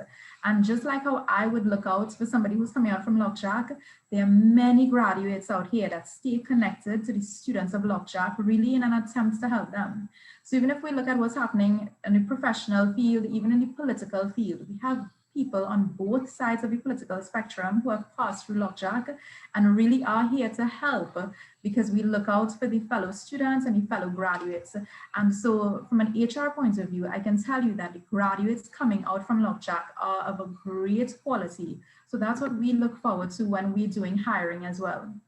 So also, when you're continuing and you continue studying and you're doing your programs, and remember I would have shared with you that these things really help when you're looking at learning communication skills, learning how to work in groups and conflicts and learning all those things, but it also helps you promotion. So my personal story is that I would have had 4 promotions from the time I graduated from Lockjack to now. And in those 4 times that I would climb the corporate ladder, and each time it's because I'm achieving more and more and more. And I want that to be the story for a lot of you right here, that this degree, this program that you all are pursuing really will help you with whatever promotions you all are looking for. Because at the end of the day, if you look at the ads that go out in the papers, the ads that are posted on websites, you will see a lot of them call for qualifications. And this is what this program, as an example, will help you get. And so again, speaking from an HR point of view, just that certification alone and knowing you were successful in it helps open the doors for you. And I'm looking forward to one day being one of those HR execs to interview you and give you the opportunity, which is why I'm definitely encouraging you that this is something you should pursue. Another thing as to why I would encourage you all to definitely continue along this path is, for some people, it's really just about the money, right? And if that is your case, I can assure you that one of the things you get from higher education is the ability to call your price. And we all want that as an option. We all want the ability to be able to say, you know what, this is what I am worth because this is what I can do. And financially, you will be rewarded. So when I was first asked to speak to this about, you know what, we really need to encourage people as to why they should pursue this. This was easy. It was easy because for a lot of people, there are a lot of different motives for why they should want to do this. And for one reason for sure is always the financial reward. Show me the money and you will get it. You do well, you excel, you pursue this opportunity. And like the fly would have said, right? The future is yours, and the future looks like it could be a CEO future for any of you who choose that path. So money is definitely another reason why you all could consider, pursuing this as an avenue. What do I want? What can I get out of it? For those of you who aren't just about looking for the financial reward, looking for the promotion, just looking for the self-fulfillment, the connections you'll make, another reason I would say that it's really important to explore and see what you want to do is because of this passion. Passion is a really, really big thing. And it's really important that you figure out what you're passionate about. And when you go down this avenue, it helps you understand that. And it's really important that we all find our passion. Otherwise, it's really hard to get through studying, right? So let me share a couple examples with you that hit close to home for me. I had a friend whose parents were so adamant that she must study to become a doctor. So she must go down the path of medicine. And the reason for it is because her sister studied medicine, did very well. And to them, the obvious next step was that their next daughter must fall in line. And I remember she was just so unhappy for all the years that she studied sciences, that she struggled. It was really hard. But it was only in that moment that she kept studying that she even realized that this is not the field I want to pursue. I love sciences, but I don't love medicine. To the point that now she's actually a secondary school teacher teaching sciences, and she loves it. And her sister, who is financially well off as a doctor, doesn't even enjoy her profession. But you would only know some of these things while you're studying. While you're studying and you realize, well, is this really what I love? Is this really what I want to do? I'll give you all another story. I used to work in a bank, and my brother's girlfriend at the time was looking for a job. Now, I knew she was studying accounting, and so she was very adamant, she wanted to get into the field, she wanted to get into banking, etc. And I remember the day she was coming to resign, she asked to speak to me because I guess she felt obligated since I would have helped her get the job. but her words always stayed with me, you know. Her name was Kate, and her words always stayed with me when she said, you know, she wanted to get out, she wanted to get out of the field, because really what she used to love doing was dancing. And only in studying it and only working it did she realize, hey, this is not my passion. I'm good at it, but really what's my passion? And the words that stayed with me, she always said, you know, birds get to fly and fishes get to swim, but Katie has to dance. And she said it with such passion that I loved her words, I loved her conviction. And again, it's really only through studying that some people realize what field they want to get into, where do their passions lie, what am I really built for? And I want to encourage everybody that when you go on this journey, be very true to yourself. Go after what is your passion, because that's really what will fulfill you and make you very, very happy. It makes you feel natural in terms of what you have and what your skill sets are and what you want to do. So I would say pursue that passion, because especially for those of us in HR, when we hire you, we can see it on the job. We can see if you enjoy what you do. We can see if you're unhappy. We can see if you really wish you were somewhere else instead. And really and truly, that's why you need to take this opportunity, you run with it and explore what is within you, what is driving you. As you'd see at the top here, I have, you know, what is your why? But at the end of the day, when you're pursuing this opportunity, the one thing I want to flag to you is that opportunities like this, like pursuing higher education, like developing yourself, making connections, chasing promotions, getting monetary benefits, pursuing your passion, opportunities like this give you freedom. And really that freedom comes from the fact that you are now well educated, well equipped in a position to say, you know what, I can choose that if this does not make me happy, I can go another direction and pursue another job opportunity, or I could pursue something else. But these things are great because, again, choice is what gives you freedom. So opportunities give you choice, and the choice gives you the freedom to pursue what you want and to be able to call your price when you're ready on your way up to CEO. So in closing, really, from an HR perspective, what I would say to you all is, just like how some time ago, a couple of years ago, we would have been all excited coming out of the movie Wakanda, etc. I would say we all have that Black Panther within us. We all have it, right? And you first need to know, when you're doing this program, what are you hunting for? What are you excited about? Because whatever it is that is driving you is going to help get you through this program, and is going to help get you through the door when recruiters like myself look for the best and the brightest talents to join our teams. And it's also going to be what helps you on your journey when you get through the door to keep climbing that corporate ladder and become the very own CEO that you want to be in whatever is your field, whether it's in agriculture, whether it's in banking, regardless of the field. Stay hungry and find that inner Black Panther in you and keep hunting, keep chasing. And those of us in HR who are from Lockjack will be rooting for you, will be looking out for that talent, but will also be there to help you on this journey once you can help yourself, and just stay hungry.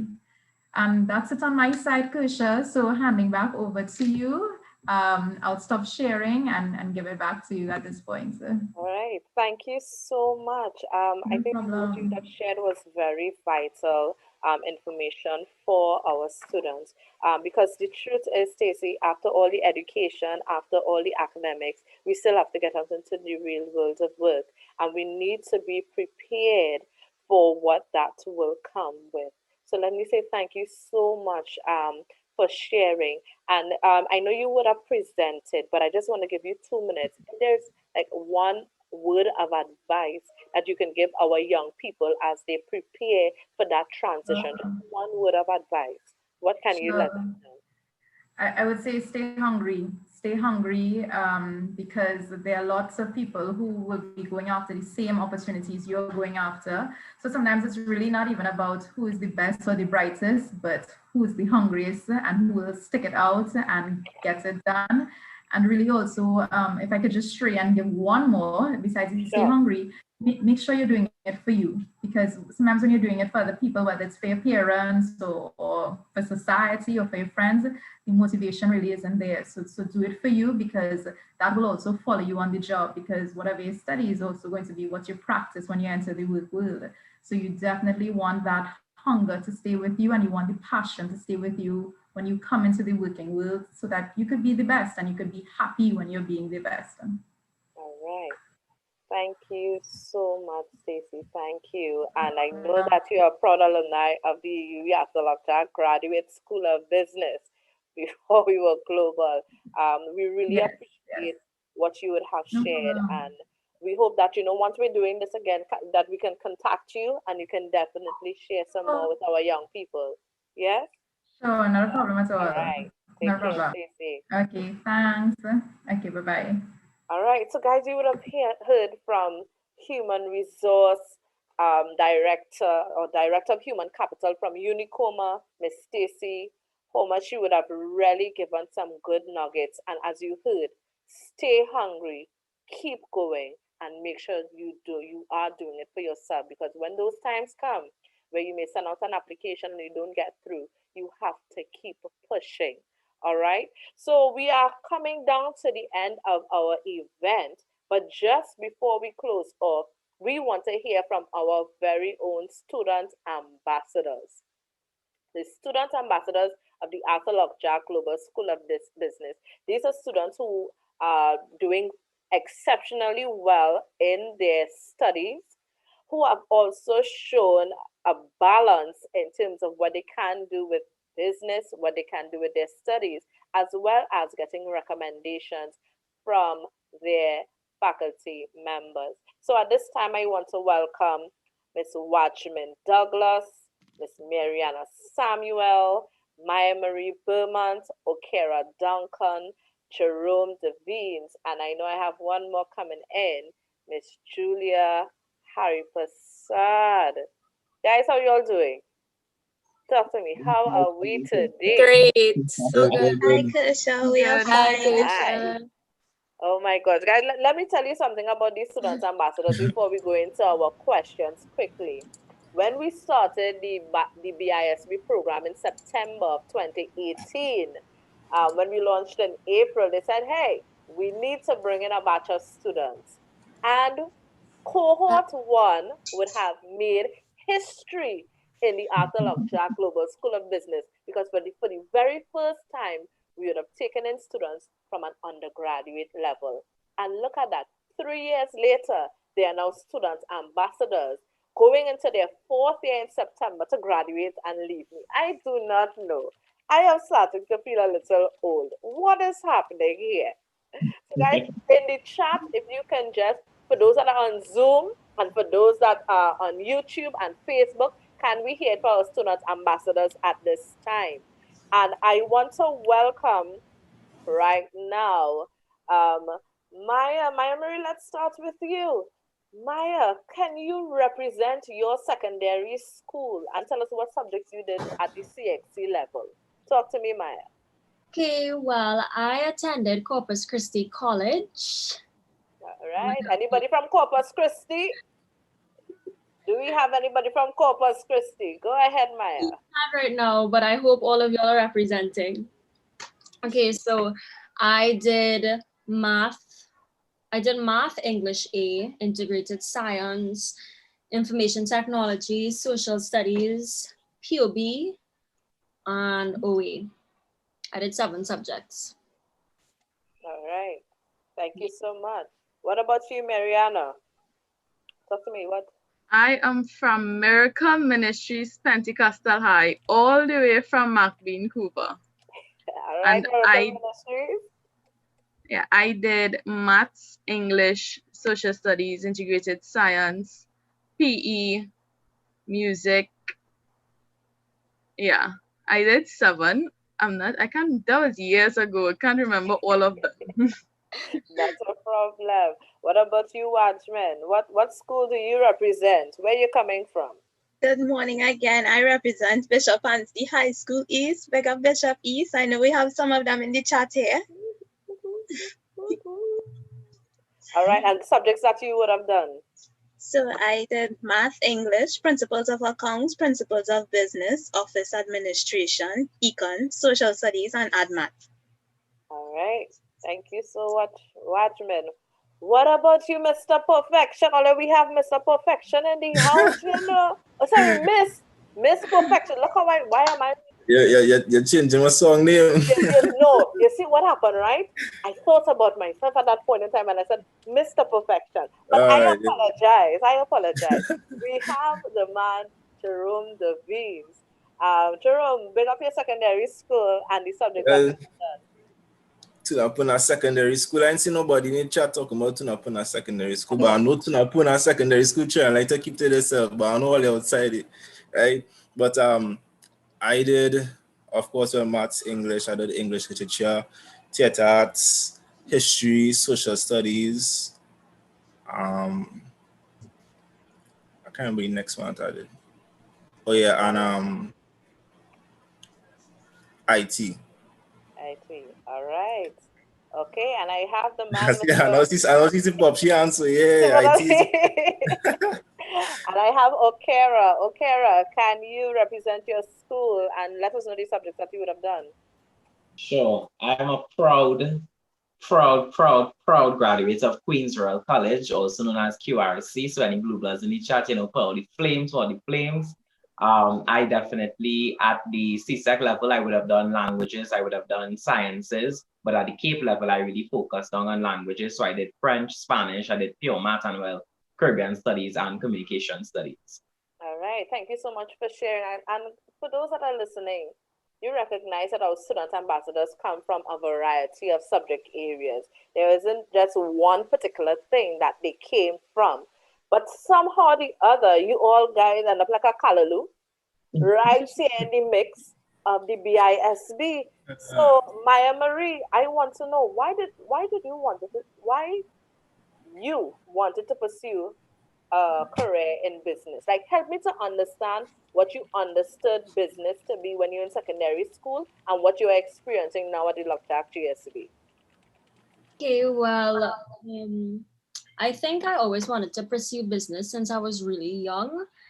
I was a science student in Corpus Christi, surprisingly, because I didn't recognize that I chose so much science subjects. But I think that I grew up around a lot of entrepreneurs, and I have a lot of family businesses, and I think I always wanted to do more for the business and like how to increase sales, especially during a pandemic where, you know, everyone's just trying to make an honest dollar.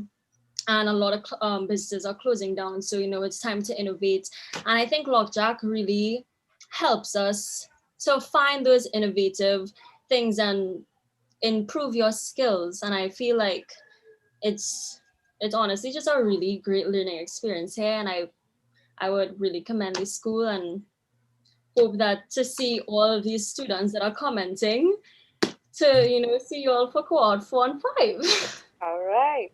Julia, talk to me. Julia represents your school, the subject area that you would have done, and tell me why you chose Lockjack GSB. There are so many other options that you could have chosen. Why did you decide to go from your secondary school coming to the Lockjack GSB? Represent your school, your subjects, and tell me why. Talk to me. Okay, hi everybody. I'm Julia Haripasad. I'm from Lakshmi Girls Hindu College. I saw some students from Lakshmi here, so I'm happy to see you guys. I left school after Form 5. I did 8 subjects: POA, POB, Econ, Food and Nutrition, Inter-Sci, Spanish, Maths and English. Yeah. So I never really pictured myself working for anybody else. I always wanted to be an entrepreneur. I always saw myself owning a business, just like my dad. So during CSEC, one of my teachers, shout out Miss V, she told me and my 2 best friends, you know, there's the school, Arthur Lockjack, they do business. You guys would be really well suited. So it really was one of the best decisions I could have made. They taught me how to make a business plan to give to investors, and how to network and make connections and work in teams and how to invest in stock. And because of Lockjack, I actually plan on starting my business this year. So congratulations in advance. Very good, very good. Mariana, talk to me. Why did you want to pursue business as a career? Like when you think about what you understood business to be at a very young age when you're in secondary school, and then you left school and now you are third year undergraduate student, why business as a career for you? You know, Kersha, at the age of 13, 14 in Form 3, I understood business to be nothing more than buying and selling. And I had to choose which field I was about to enter. And I was so confused and it was difficult. And I chose science because everyone in my family wanted me to become a doctor. But when I got into business, I was so relieved because business always came naturally to me. And as I grew and my understanding of business advanced, I understood that business is all around us and is basically how our world operates, our everyday life. A simple thing as cooking and baking can be turned into a business, which is very evident in Trinidad because we eat a lot and there are many food places. I also realized that you could make a business out of any career. So you could pursue your dream career and then just make a business out of it. You can make a business out of any career you've seen fit. And that is something that is not being taught in secondary school that I think should be taught in secondary school. So initially, I didn't pursue business, but as I gained understanding of the pliability of the business field, I would say that it's never too late to pursue business. All right, I love that. And the fact that you spoke about the integration of business. Business is in everything that we do. It doesn't matter what industry you are looking at. And it's very interesting, Mariana, you spoke about wanting, well, your parents, your family wanting you to become a doctor.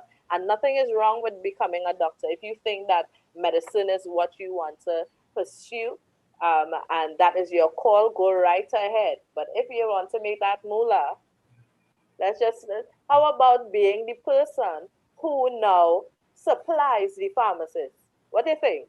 How about you be the person that now supplies the doctors with the instruments that they need? That is business within medicine. What do you think about that, Mariana? Then that is how the BISB program teaches you to look at the business world. So even though it is you want to do sciences, yes, you can do your sciences, but look at what is missing in the industry. Look at where's your opportunities at. Try to make the best of your opportunities. Notice what is missing and try to provide for that need in the market. So I would recommend either you're in the business field or the science field, Lockjack GSB is the place for you. The BISB program is truly amazing. All right. Thank you so much, Mariana. All right, Watchman, talk to me. Why did you choose to study at Lockjack GSB? Like, what motivated you? At what point in time when you finished secondary school and you were thinking about, okay, should I go to university? Should I go and work? What was that transition like? And then come into a place where you chose, all right, Lockjack GSB is it? Talk to me about your journey. Well, Kersha, thank you very much. There were a lot of factors that, contributed to me being here at Lockjack today. And, I want to start off by saying, after CSEC, I did CAPE at Arima North Secondary. And after CAPE, I signed up for UWI main campus. And one day I was home and I got an email because when I was in lower six, I participated in the National Secondary School Entrepreneurship Competition, which the Arthur Lockjack Global School of Business had a major to play. And I completely forgot that that was an option that was open to me. And the email came from a lady named Miss Kersha Ghana. And who's that? A very nice lady. And I think she's a nice person too. Yeah, she's a very nice person. And it was a little follow-up email. And she sent a little information about the course. And I sat with my mom, we spoke about it. I took a visit to the school. And apart from the academics itself, the learning environment was different. The welcoming was really warm. I had a nice welcome into the school, through the admissions process. the faculty were really, really helpful. The staff were really, really helpful. I am grateful for that, and that is one of the factors that drove me towards studying at the business school. And as well, from a really young age, I had a passion for entrepreneurship. And, when this opportunity came back to me through that email from Miss Kershaw Garner, I said, this is something that would be very beneficial, an international business degree. And, up to this day, I do not regret going into this degree because, I've seen a lot of global opportunities for my future, and I really appreciate that. Yeah. All right. Thank you so much for sharing, Watchman. And you would have mentioned the National Secondary School Entrepreneurship Competition, NSEC. We would have worked with NSEC for 2 years, and we want to say thank you to the team at NSEC because they would have done that, we would have met Watchman, and Watchman is now a third-year undergraduate student of the Arthur Lockjack Global School of Business. Thank you so much for sharing. You're welcome. Mr. Devines, come in. Talk to me. So Jerome, you came from Tunapuna Government Secondary School. You're now a third-year student. So you went through the whole admissions of the program. You went to classes. What is your experience like as a student of the UWI-Arthur Lockjack Global School of Business? Talk to me about your experience. Well, to begin with, I really was not planning to come to Lockjack. And well, Kershaw, you know that I actually wasn't planning to do music at all. I didn't even know what I wanted to do at that point in time. But I know I wanted to further my education. I couldn't go through that Form 16 again. I really couldn't go through it. So I tell myself I really have to go in a tertiary level school.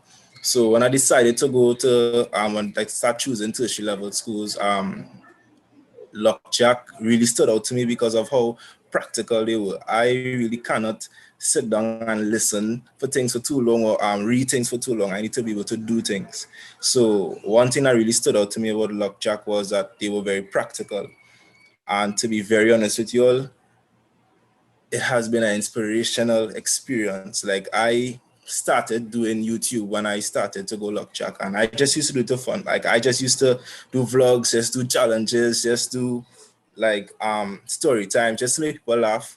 And Lockjack has opened my eyes to the business world. Like it kind of creepy, but like when I go around in the streets and I see people selling certain things, business ideas coming up in my head, I can tell you how dread it is. Like I literally see the business in everything. So my experience again was a very inspirational one. Like I really do intend to create a business. I do intend to help my father's business. I do intend to use, the different concepts that I learned in the different courses and apply to even my music in the entertainment. So, yeah. All right. Thank you. And Jerome, I must say it is good to see your development coming from year 1 now to year 3. And here you speak about the fact that you are walking on the street and you're just thinking about business ideas. That is growth in and of itself. And I'm really proud of you guys. Okera Duncan. Okera, talk to me. Okera, tell me about your experience. You moved from secondary school to the Lockjack GSB. And just to let you guys know that Okera is an open scholarship winner from the government of Trinidad and Tobago. What does that mean? Okera can go anywhere or anywhere he wanted in the world, but he decided to come to Lockjack GSB. Okera, share your experience with us. Hi again, good morning everybody. And I really want to focus, on that experience because a lot of people, I remember when I got my scholarship, the next thing people was like, all right, so you're going to the US, you're going to the UK, you're going to Europe, you're going to all these different places. And I was like, all right, it's sounding good, But at the time, plenty of, as many of my classmates, here stated, I wasn't too sure of what I really wanted to do with myself, but all I knew was I needed to be great. I knew I want to make an impact, not just in Trinidad and Tobago, but an impact, in the globe. All right. So I was like, okay, Carol, what you're going to do? What's the next step? I took a year off. At one point in time, most people don't know this about me, but I was actually going to study law because people was like, they associate you when people think, you're this smart person, they want to try to funnel you down, okay, engineering or law or, medicine while, nothing is wrong with that, I didn't see myself, that wasn't really my personality. It wasn't something I was very much interested in. So one, I would call it a very strange day. One of the few days I actually read the newspaper. I was going through the newspaper and I saw an ad from the Arthur Global School of Business, where, sorry for the dog in the background, I'm terribly sorry, from the Arthur I said, like, the dog and all want to come and do the program. What's going on? Talk to me, okay? I think he probably wants to come and do the program too. All right, but I saw the ad in the papers and I was like, you know what, let me check out this information session. I met with a lovely lady by the name of Kersha Garner at the information session. And, what I really want to focus on at this point is, I know a lot of people, when you're studying, okay, I want to go off to university. Sometimes we Trinidadians, we don't have that, how to put it, we don't have that courage, we don't have that belief in education locally. We always think that, okay, going off to the US or going off to Canada or going off to the UK or wherever else in the world is going to give me, a better opportunity, more things would be available to you, etc. And I would say I was extremely and very much surprised with my experience deciding to stay locally, and not just stay locally, but study at the Arthur Global School of Business. I'm not selling you all any dream, but it really did blow my expectation in terms of what I was kind of expecting. It continues to do that. Lockjack has afforded me so much opportunities, not just to build and grow in terms of the business foundation, because I never did business. I didn't do POA, POB, anything of that sort, economics, anything like that, so I was able to build up that business foundation. It was in 2019. One of my fellow ambassadors and I, Julia, who is on the live here right now, we actually were able to go on an opportunity where we went to Brazil and we represented the school on the semester at Sea Opportunity. So Lockjack has definitely, exceeded my expectations. It continues to mold me. It continues to shape the person that I am. And of course, now I have my own business, Sapiens Educational Services, get at us, for the language learning. And that could not have been possible without Lockjack and the grooming that I get at Lockjack. All right. Thank you so much, Okera. Guys, I need to breathe. I am so proud of each one of you. Let me just take the time to say that your growth has been very phenomenal. And at this school, we are very proud of the fact that you took that chance to start with us at cohort 1. And we have many other students at the cohort 1 level. And now we're going into cohort 4 in September 2021. But you guys would have started. It was a new program, but Lockjack GSB is known for our focus on the business field. And just to hear you speak and give your experiences on the program as well as the institution, we want to say thank you so much. Very, very proud of each one of you. I know one of my colleagues who is on the line here, Stacy Maharaj Sue, we would have, and Natasha Baksh, we would have been the team that started off with cohort 1. And I know that Stacey and Natasha is somewhere there just blushing away, just as I am, just saying, wow, we are really proud of you guys. Well, you get me a little bit emotional in 1 second, boy. But just before let's wrap up this conversation with one word of advice. I think that it's very important that the persons that are on the call, that are on the chat, they leave with more value. Can you, each one of you, just give one word of advice for a student who is considering moving from CSEC to doing the BISP program this September in 2021, or moving from CAPE to the BISP? So I'll start off with Maya and then we go from there. One word of advice. Okay, so one word of advice I would like to give you all is to keep persevering.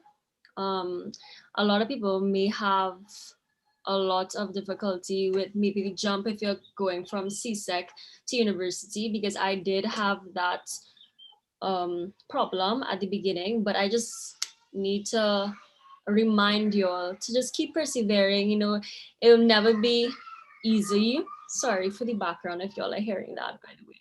But you would get through it at the end. This Lockjack staff is very helpful. You know, there's the student ambassadors who always here if you need advice, and all the friends that you're going to make. It's honestly, it's a great experience. Thank you. Mariana. My advice would be to pursue your dream and never give up. Keep pushing. That's the only way you're going to be successful. If you never give up, take the failures and turn it into success. Use it as a stepping stone to keep building yourself. And you could do this. We all can do this, and we could all make Trinidad a better place if you all keep trying. All right, thank you. Julia. I would say study hard, do your work, make sure and read.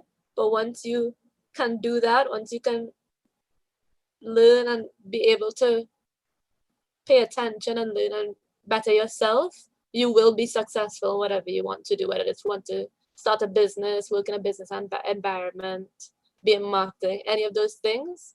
Once you pay attention and do your work, you will get there. Thank you. Watchman. So my word of advice would be, you know, find that passion and, you know, put that passion to reality. I mean, you know, it will not be a smooth road. It will not be everything nice. You know, there will be times where you have obstacles, you know, the late nights. We all of the ambassadors here, we all had those late nights studying. You know, we have the obstacles, but, you know, we persevere, we go through it, you know, and in the end, we have a great result. So, you know, coming from CSEC, coming from Cape, whichever one you are coming from, you know, do not stop at CSEC or Cape. When you come to university, continue that same drive that you had to get those ones, put that drive towards getting a high GPA, and, you know, it will be well. Yeah. All right, thank you. Jerome. So my advice will be, again, just as Watchman said, hold on to your passion. Hold on to your passion, because it's very easy to look at what other people doing and be like, ways where my passion is not a typical one, or not much people usually, you know, pursue that type of passion. Passion is something what live inside of you. So you have to just pursue it and prove to not people but yourself that your passion is worth pursuing, right? And also to students who might be coming from the CSEC level, you gotta gear up yourself for the workload, because it is a lot. It is a lot, but you would make it once you put your mind to it, because I had to put my mind to it and I made it. And the way how I was in the beginning, and as Kusha said, my development, I really and truly was a mess in the beginning, but I made up my mind that I wanted to do something with my life and I wanted to be able to make it in the business world. So I pushed through. And you know. Thank you. Okera. I just like to start off by saying that, you know, I endorse everything that my classmates would have said, you know, in terms of passion, in terms of finding your purpose, in terms of, you know, buckling down. What I do want to say is I think the BISB program is perfect for someone with an open mind. It's perfect for, you know, our young visionaries out there, our young future thinking persons who really want to, you know, make that impact.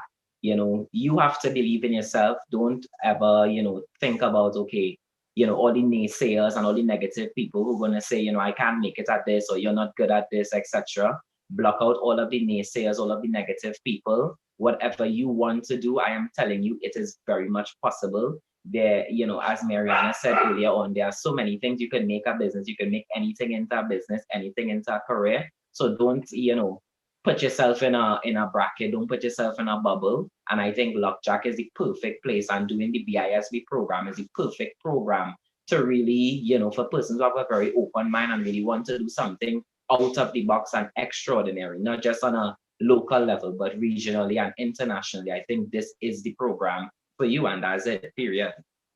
Thank you. All right, so guys, these are the BISB student ambassadors from cohort 1. We have Maya Marie Bermant, Mariana Samuel, Julia Harry Prasad, Watchman Douglas, Jerome DeBeans, and Okera Duncan. Guys, if you would have appreciated what you heard from our student ambassadors, can I see something on the chat? Give some appreciation at this point in time for the BISB Student Ambassadors. Guys, blessings to you, and we will chat very soon. All right? Thank you. So now we have come to a very important part of our event. We want to say thank you. Thank you to everyone who would have been here. And I want to ask my colleague at this time, I'm going to bring her in. Tash, are you around? Yeah, I'm here. All right. Hi, So you heard everybody. earlier about the BISB team. So this is Miss Natasha Bach, and she's just going to just say thank you for everything that happened today. Hi, guys. As Kisha said, my name is Natasha. I'm actually the student recruitment officer here at Uwialjgsb Global School of Business. On behalf of the school, we would like to say thank you to all those that have made it possible. So even though we're online today, we do want to reach out to those who would have participated today and say our thanks for making this event successful. So firstly to Mr. Mariano Brown, which is our CEO, for kickstarting the event. Thank you for him. We also want to say thank you to Dr. Miguel Dindial, who is the BISB program director. He was responsible for sharing the information that you would have saw on the BISB program. So we want to say thank you for him for sharing some viable options for CSEC and CAPE students. We also want to say thank you to our panelists who would have given us real life examples and insights into their journey and success.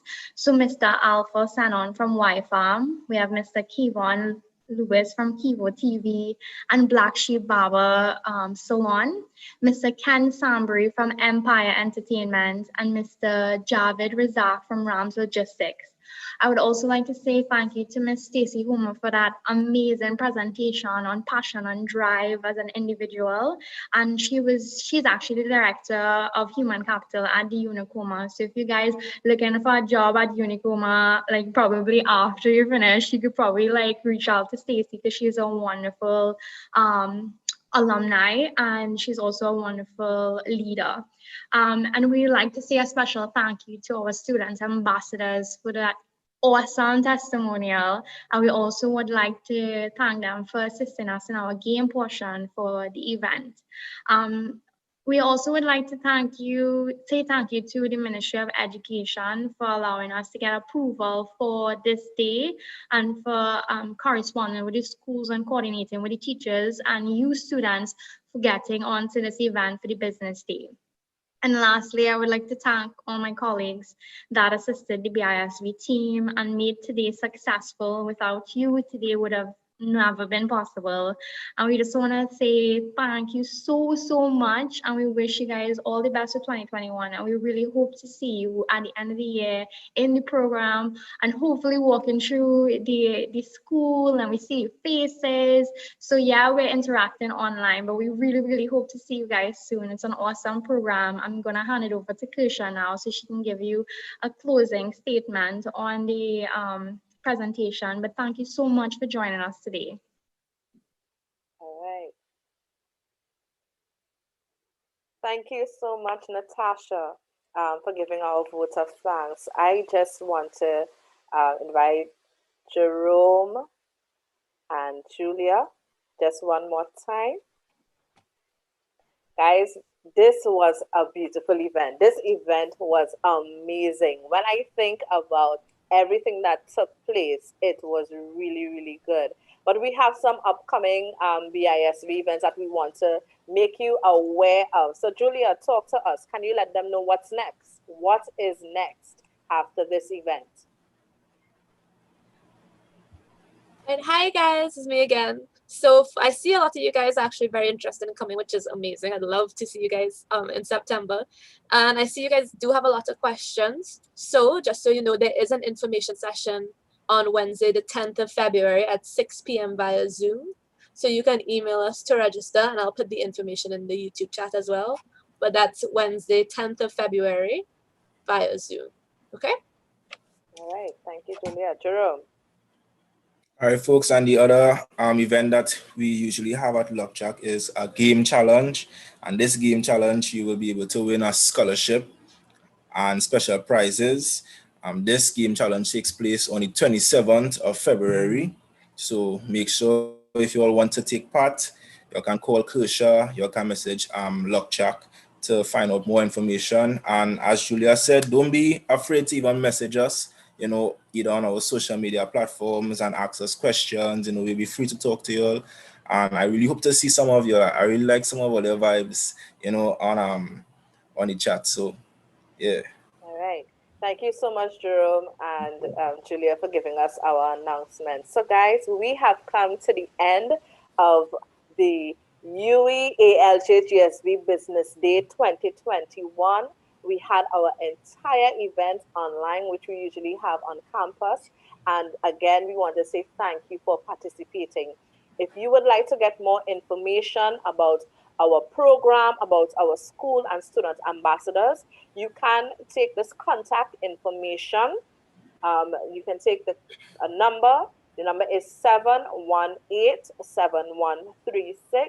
You can contact us at 718-7136, or our email address is admissions@lockjackgsb.edu.tt. If someone can put that on YouTube as well as Zoom, it is admissions, so ADMISSIONS, admissions at lockjack, which is LOKJACKGSB.edu.tt. For the teachers that are online, I want to encourage you, for the months of February to April, we are willing to do information sessions that is specific to your school and your students. If you would like the BISB team to speak to your students, of course, we would be doing it via Zoom. Please send me an email right after the event and we will follow up with you. Also, for everyone that participated, we will be sending out a survey. We would love to hear from you. Share with us in terms of your experience about this event. Follow us on Instagram, follow us on YouTube, follow us on Facebook, and let us know what you thought about the UWI-Arthur Business Day 2021. So thank you once again, and do have a great afternoon. Bye, guys.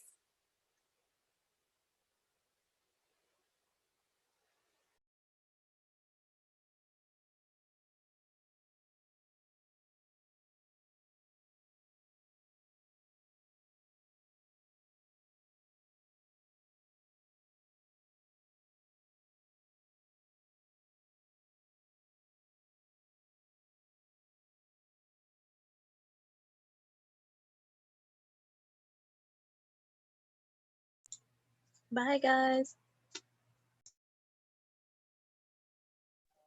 Bye, everyone. Hope you all enjoyed. Bye. Bye, guys. Thank you so much for coming.